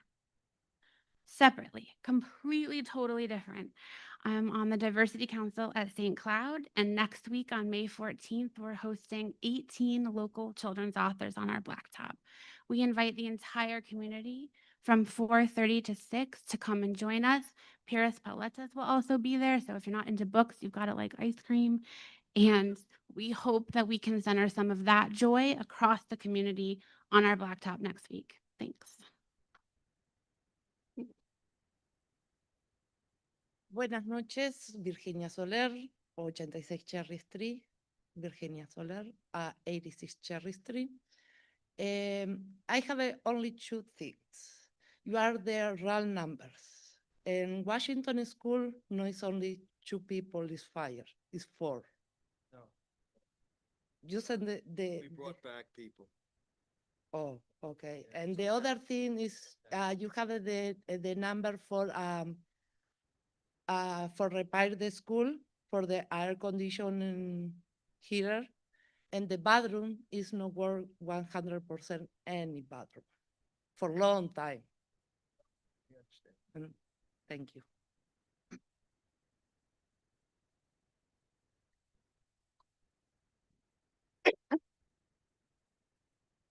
All right. Seeing no one else at the podium, can I have a motion to close the public hearing? So move. Thank you, Mr. Stevenson. Second. Thank you. Okay, so I have a few comments that I'll make, and I'll pass it to Mr. Moore and or Ms. Flowers if there's any questions they wanted to address. One, with regards to the tax levy, I want to mention this earlier. There is a provision in law that allows some districts to go above the cap. That does not apply to our district. It applies to certain districts that raise below their local fair share, that have not historically raised what they're supposed to be raising and are spending under adequacy. That does not apply to us. So under current law, the 2.3% that we're raising this year is the maximum tax levy that we can put in this budget. The exceptions to that will be to put what's called a second question or a referendum together. A few people mentioned that. I've had some board members ask me what that means. So just briefly, two forms of referendum. One is for facilities. And as Mr. Stevenson pointed out earlier, we have a lot of facilities needs, and that may be in the next couple of years something we have to do. When I was first elected 4 years ago, we were talking about a referendum. Primarily, that was for things like renovating. Central office was at one point possibly going to be a pre-K and doing other facilities renovations. We opted not to do it at that point. In part, I think all the state funding that came in made that not necessary at the time, but we're back in a place where we are not keeping pace with our facilities needs, and funding does not look like it's coming back. So perhaps that's something we have to do in the future. But that's for facilities, not for operating budget. The other way that you can have a second question is to essentially put a whole program on the ballot. Right? You cannot just say, I want to raise taxes 3% so I can keep one teacher per school, because that's what we need. We can't put a thorough and efficient education on the ballot, because if people vote no, that money goes away and those positions go away. So we would have to do something like middle school sports or high school sports, or the drama program is on the ballot. This is what it costs to fund it. And if the town votes yes, we get to keep it. And if the town votes no, we don't get to keep it. Now, there are times when that is a good choice, but it is a strategic choice. It is a risk. I work in education, and I have seen public questions like this go down, and it's devastating when it does, because you're essentially putting all your eggs in one basket. And if you lose, that whole program is gone. Right? The budget that we've gone over today is one where we've strategically cut a little bit here and there, and I hear that people are unhappy with that. But the alternative is to risk much greater devastation to individual programs, which we also at the last meeting heard people don't want to do. So that's not to say that there would never be a second question, but at this point in time, that's not something that we're proposing as a board. We don't think it's the right choice today. Perhaps a referendum will be necessary for facilities in the future, and we would absolutely engage the community in that early and often before it gets to that point.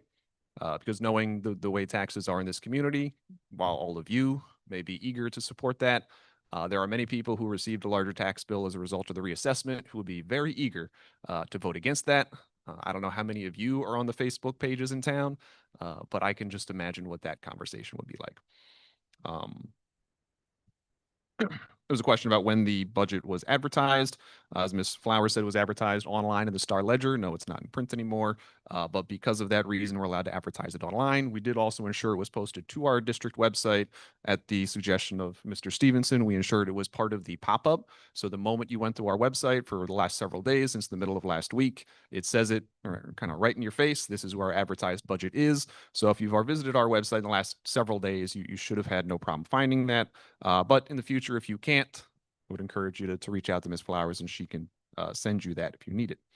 And then lastly, there were a couple comments about pre-K. Actually, no, before we get to that, there were a couple comments about the future. I think the only solutions here, again, and I've said this before, are at the state level. Either the state changes the formula to provide us more funding, or the state loosens and adds flexibility to the tax cap so that we're not bound by 2%. Neither of those is happening this year. I have talked to many people in state government, and the door is shut firmly. With what's going on at the federal level, it has been made very clear that there is no more money. The state is not going to spend any more money this year to basically, buy people out. There are some districts that are in much greater crisis than us that may get some help, but I would not anticipate anything for us. But I will commit to talking about this as we move forward. I think there is a solution on the horizon in the next couple of years. We've seen the state open up some flexibility with the cap this year and last year for people that weren't above adequacy. So that is an avenue where they might change things. I don't know that the formula is going to help us with aid, but if that's not going to help, then perhaps the tax levy cap could be adjusted. So stay tuned for information about that as we work on that. And then lastly, there were a couple comments tonight about pre-K. There were a couple comments that we got by email in the last meeting about pre-K. Specifically to the line item, if you look in the advertised budget, there is a line item that lists out the amount of funding that we get from the state, dedicated 100% to pre-K, that pays for our teachers that teach, that pays for the space that we lease at Community House, that pays for all the private providers that we send our children to. That comes to the tune of about $9 million. If you look in the advertised budget, you can find the exact dollar amount. There's another line item in there that has what's called the local contribution to the pre-K fund. That's to the tune of about $1 million. So if you can do a little mental math there, we're paying $1 to get $10 worth of services for our students. And that's a great return on investment. I don't know where you can go. I don't know how else to say that other than this is the single greatest investment that we have made. And I'm proud of that. Well, you covered a lot. But what I guess I would leave my comment to a few things. Number one, just to address capital projects such as the bathrooms in Washington and Gregory with the buses and so forth. We didn't have everything on there. We are always looking to remedy situations, but I think what I'd like you to understand through this budget process is we tried to be as balanced as possible, and we prioritized keeping as many teachers student facing in the classroom. So like I said, some of the capital projects are step by step. From what I've heard from some of the commentary, I wrote it down. I'll go back to our Buildings and Grounds Department. I will speak with our business administrator and see if there's some things we can remedy. To my parents at Gregory and St. Cloud and others, I appreciate your advocacy and do welcome it. We will, as you can see, it looks like the budget will be, and I hope that Mr. Stevens is wrong, and I hope that Mr. Rock's wrong, that we won't get the cuts won't be so deep, but we will need you, and I welcome a workshop model going forward. I will work with our business administrator and reach out to Gregory parents who want to help us. But I do think parents, your advocacy is going to be needed beyond us. We need our parents to make West Orange a priority to people that control our funding. So if you write the letters, show up, advocate, maybe support some people. I don't know, when it comes to that, but you support people that have your interests in mind, things of that nature. But I will tell you, I take your outreach as support, and I appreciate it. There's no way we can do this by ourselves. It is very stressful, sleepless nights. The problem that we faced was it's such a quick turnaround, and we're not just, unfortunately, working on a budget's hours, and it takes time, and I don't necessarily always directly work with that. That's more of the business office, but it's very involved, and you know that. Those of you that work in business know it, comptrollers, all of that. You know what a budget takes. You know that it's live, it moves, things of that nature. And being a superintendent is a very busy job because you're more than just doing the budget. You're working on so many other things and leaving time for parents that have issues within their buildings that you're trying to address and trying to make better. Not only that, you're working with employees and so forth. So when I found that with this budget, and I found that I've ran into moments where I can't always get back to people right away or do things because I don't just stay in district to advocate for us. I also work outside of district and go to county meetings and sit in front of state senators and different people, pleading our case and making sure our students have what they need.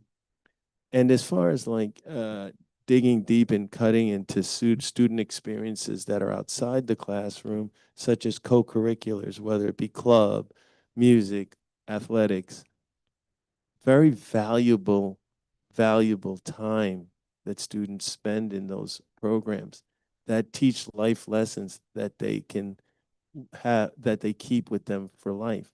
I will say one other thing.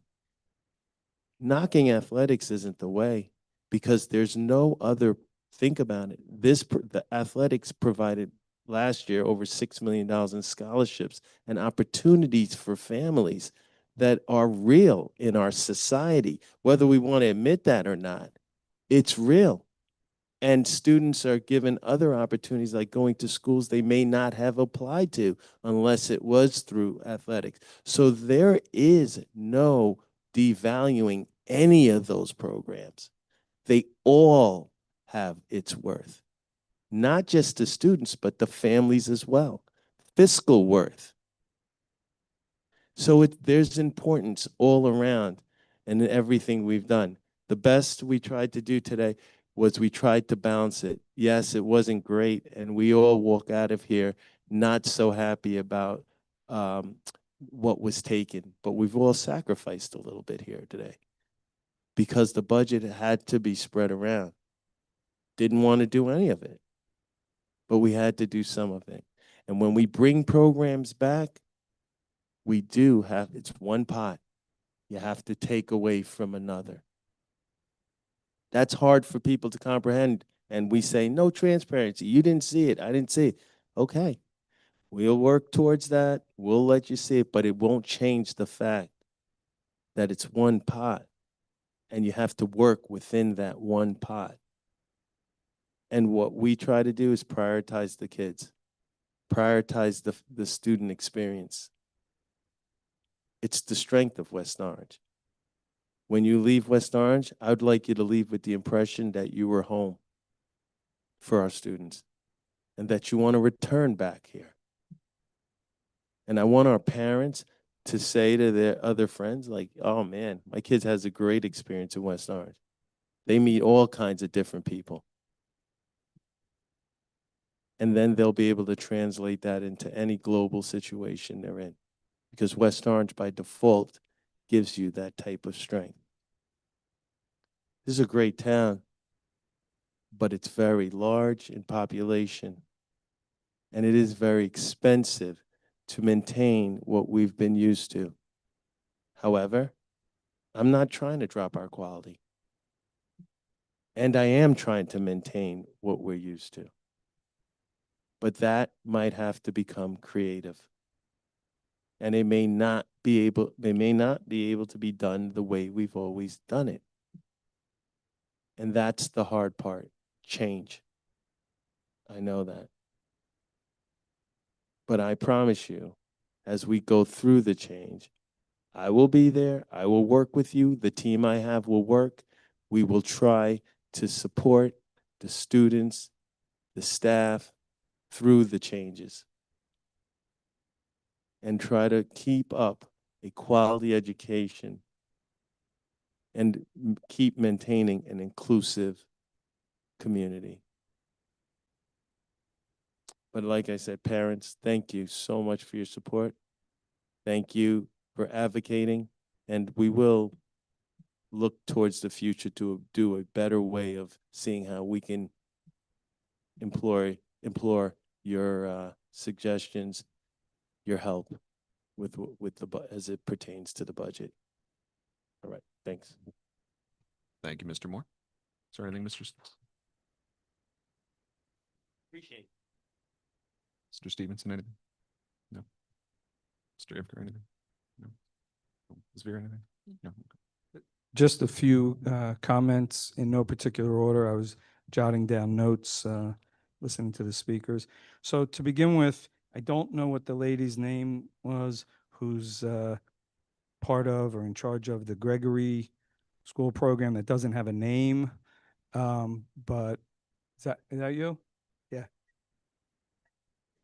I thought you, did I hear you say?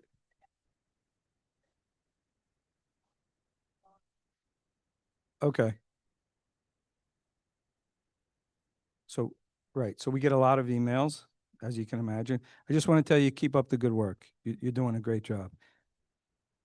We're not going to agree on everything, but I like the way you do business. I mean, really.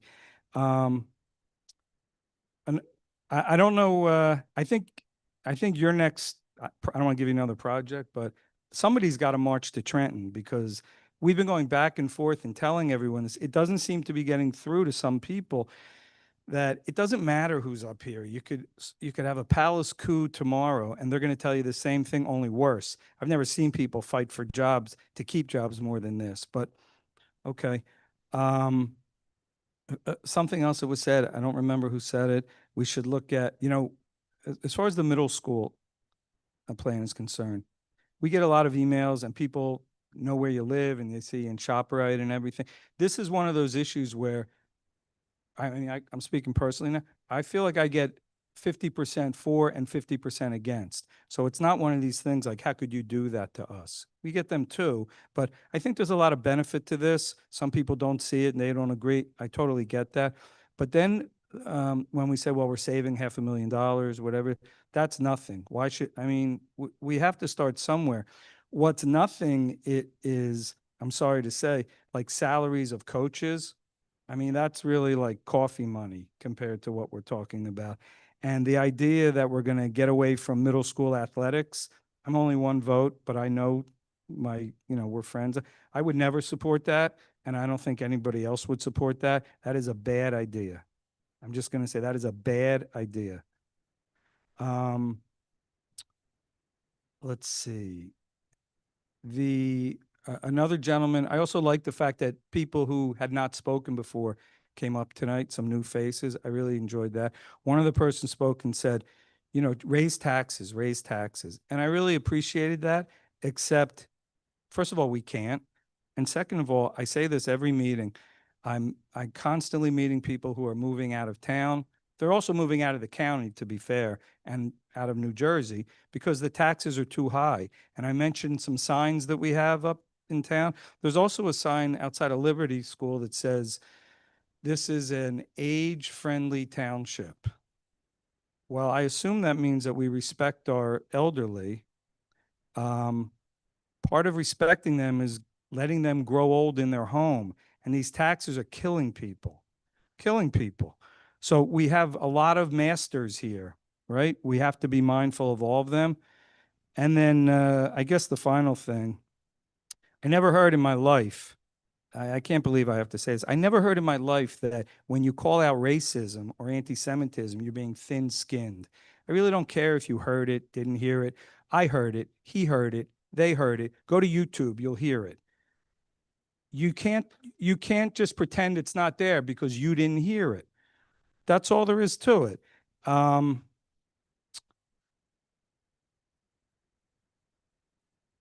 What else was I going to tell you? I think that's enough. Thank you. Thank you, Mr. Ifker. All right, moving on to our resolutions. May I have a motion to approve the personnel items A1 through A5? So moved. Thank you, Mr. Stevenson. Is there a second? Second. Thank you, Mr. Ifker.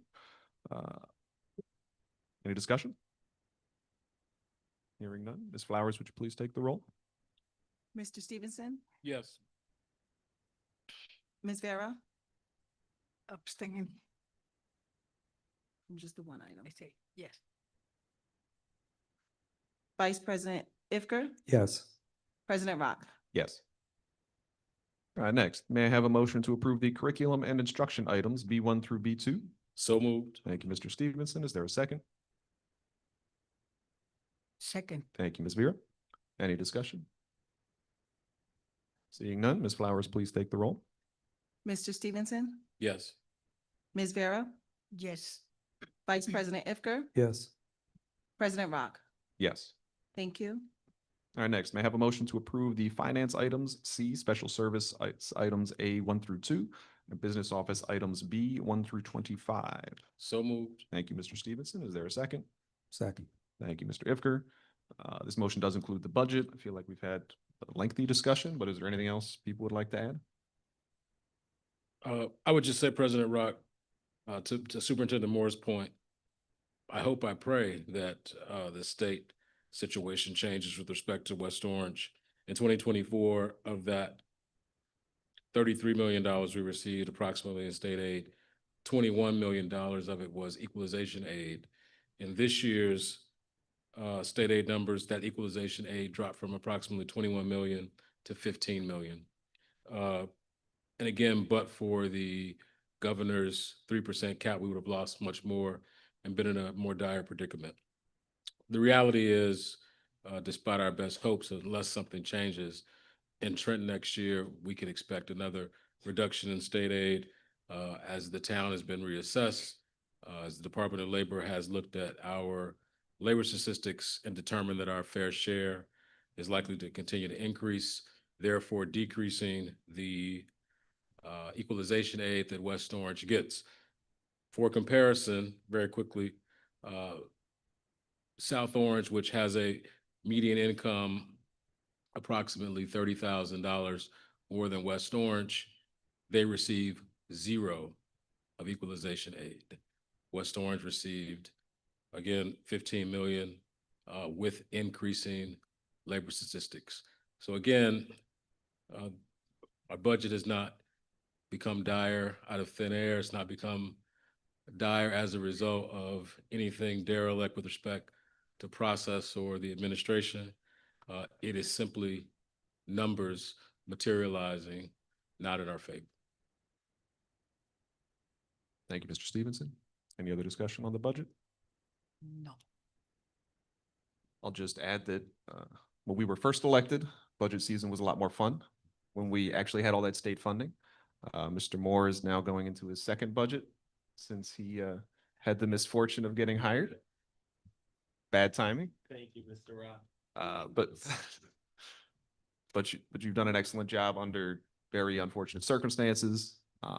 We have questions about the future, and we will deal with them when we get there. But for tonight, our job is to adopt this budget. I think you and Ms. Flowers have done, and the other administration have done a good job of putting together the best budget you could, which I think I said earlier. So I fully support this budget, and I ask my colleagues to do the same. Ms. Flowers, would you please take the roll? Mr. Stevenson, Yes. Ms. Vera, Yes. Vice President Ifker, Yes. President Rock. Yes. Thank you. All right. And lastly, may I have a motion to approve reports item D1 through D2? So moved. Thank you, Mr. Stevenson. Is there a second? Second. Thank you, Mr. Ivker. Any discussion?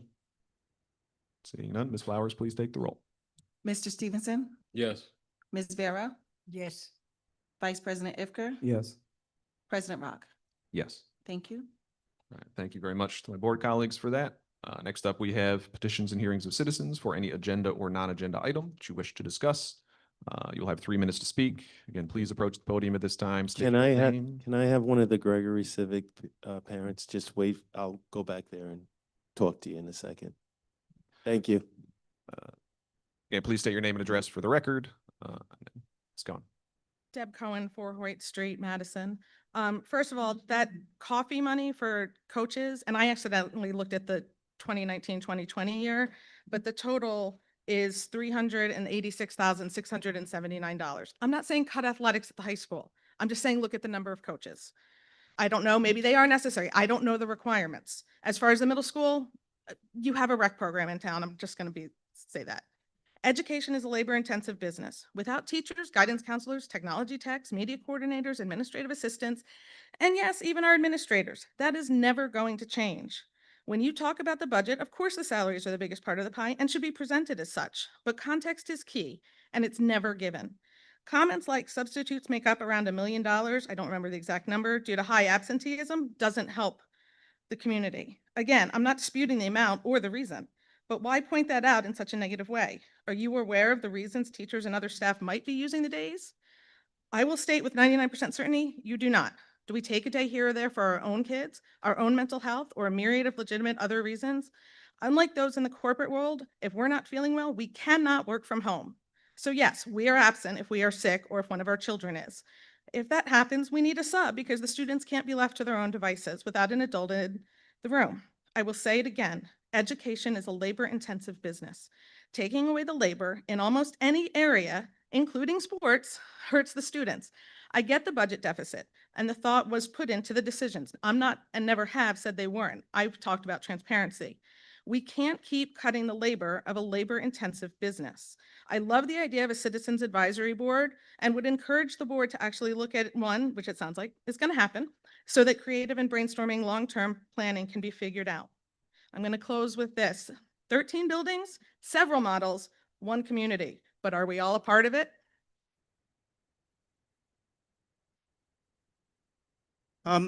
Adam Kramer, 20 Moran Road, West Orange, New Jersey.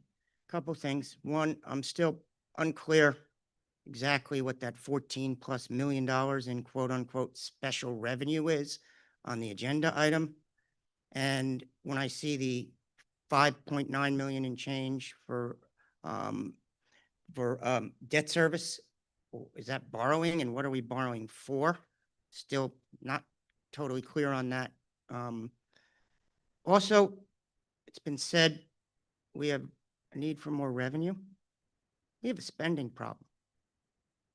We're spending, whether it's the without special revenue and without borrowing number of a little over 200 million, or whether it's the over 220 million with the special revenue, we're spending 30,000 plus a student. That just blows the door off of the national average, is substantially above the state average, and is above the county average. So we're spending disparately a lot more than just about every district everywhere. And our taxes in West Orange are just about disparately higher than just about everywhere else. As for what was said about state aid, I'm running for state legislature, so I'm studying this. State's broke. We have income tax, property tax, business tax, death tax, gas tax, sales tax that's higher than just about everybody else. Where's the state going to get the money? There is no money to go to. There's no magic revenue cow in Trent that's, giving money in Trenton. As for the feds, 36 trillion plus in debt as a nation. Where's the money going to come from there? We have to start having schools that run within their means. And whether we like to hear it or not, and I know it's controversial, we pay our school employees more than just about any district anywhere. May like our employees, we may think they're valuable. I like them, I think they're valuable, but that doesn't mean we have a tax base to give them what they want. And we have to start thinking about that. And I appreciate your time, and thank you.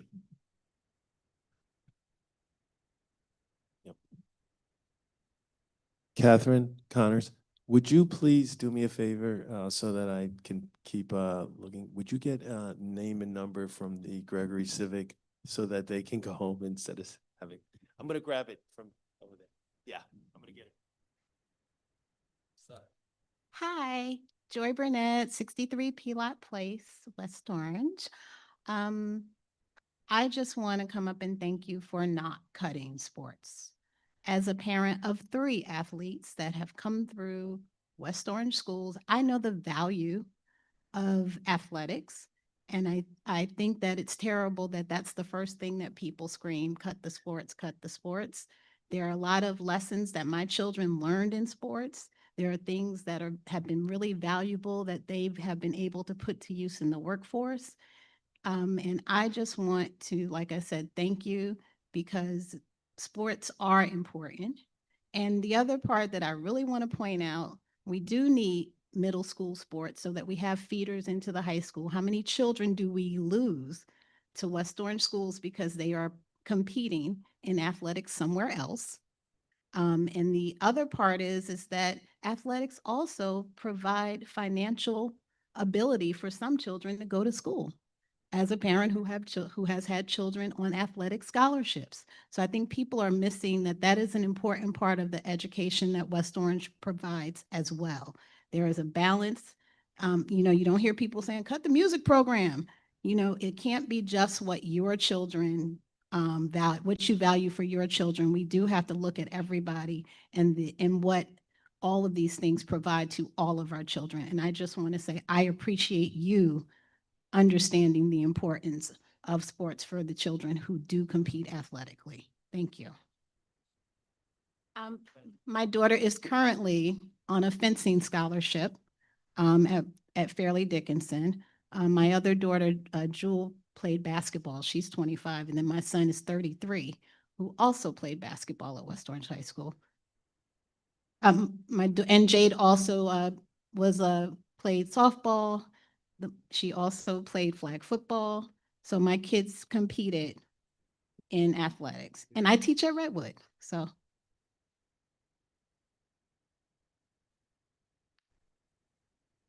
you doing? I'm Ray from West Orange, 55 Walker. Never imagined would I be on speaking to a board. We're new to West Orange. And you know, things happen when you have your firstborn. You are excited and concerned. My wife was here last week and wasn't too happy when she got home. There were a couple of things that were said by Mr. Eifker that was unpleasant. And I do think, in my opinion, bringing up race, religion, and those things, it's kind of it's about money, right? These kids need love. We want honesty from leadership. We want respect from leadership, and we want to be told the truth. When we first moved here, we were introduced to a young lady by the name of Tamika Collins. She took us under her wing. Amazing woman. We came from Hoboken. Before that was in Brooklyn. When we moved out here, Tamika said, "Hey, this is a great location. It's amazing." She's honest. She was honest. Moving forward, I think that's just something that everybody here wants. Simple honesty, clarity. Okay? And for me, that's really all I have. Thank you.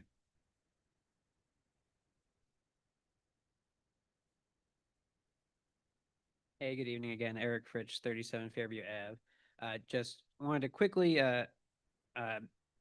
refer to the idea that we supposedly, according to someone else, spend more per student than other places around the country. That's obviously a total nonsense point. I'm not going to hold West Orange to the bar set in like other parts of the country. Like, we don't want to go that low. And obviously we don't want to be not paying our teachers properly, and we want to make sure that everybody that works for the government gets health care, because that's our values. And so I really appreciate that the board's not entertaining any kind of that nonsense. To the point that was made at, I'll take your point. You guys are more experts in this than me, that you have done the most you can do legally to raise revenue via taxes. I don't know if there's other ways, loans, what, I don't know. But if you're saying that locally you've done literally all that can be done, what specifically is the next step? Who do we talk to? Is it the state senator or state assemblywoman? We're not getting on the phone with Murphy, but who exactly should we be talking to? What do we as a community need to do to make this happen? Thank you.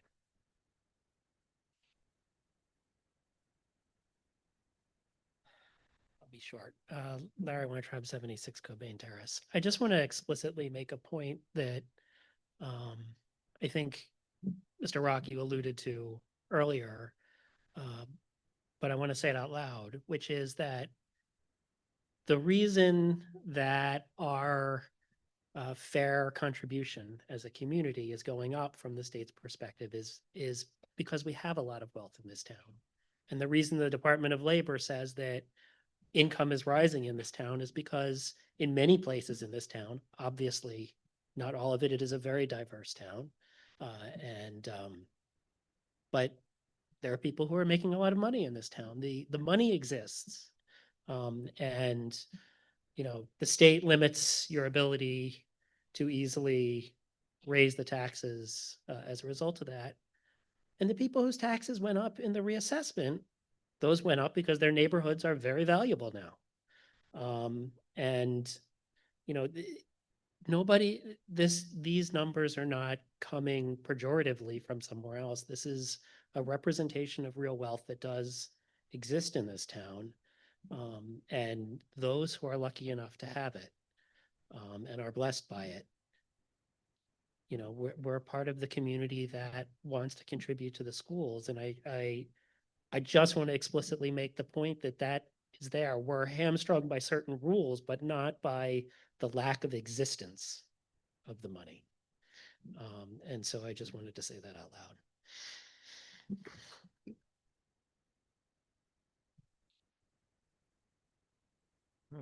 Thank you all very much for that. Our next board meeting will be held at 6:30 p.m. on June 16th, 2025. This meeting will be held in the West Orange High School Library Media Center. We will not be going into executive session after the close of this meeting. There will be no further business discussed. No additional action will be taken. May I have a motion to adjourn? Motion. Thank you, Mr. Ivker. Second. Second. Thank you, Mr. Stevenson. All in favor? Yeah. Thank you all for joining us tonight. Our meeting is now adjourned. We wish you a good night.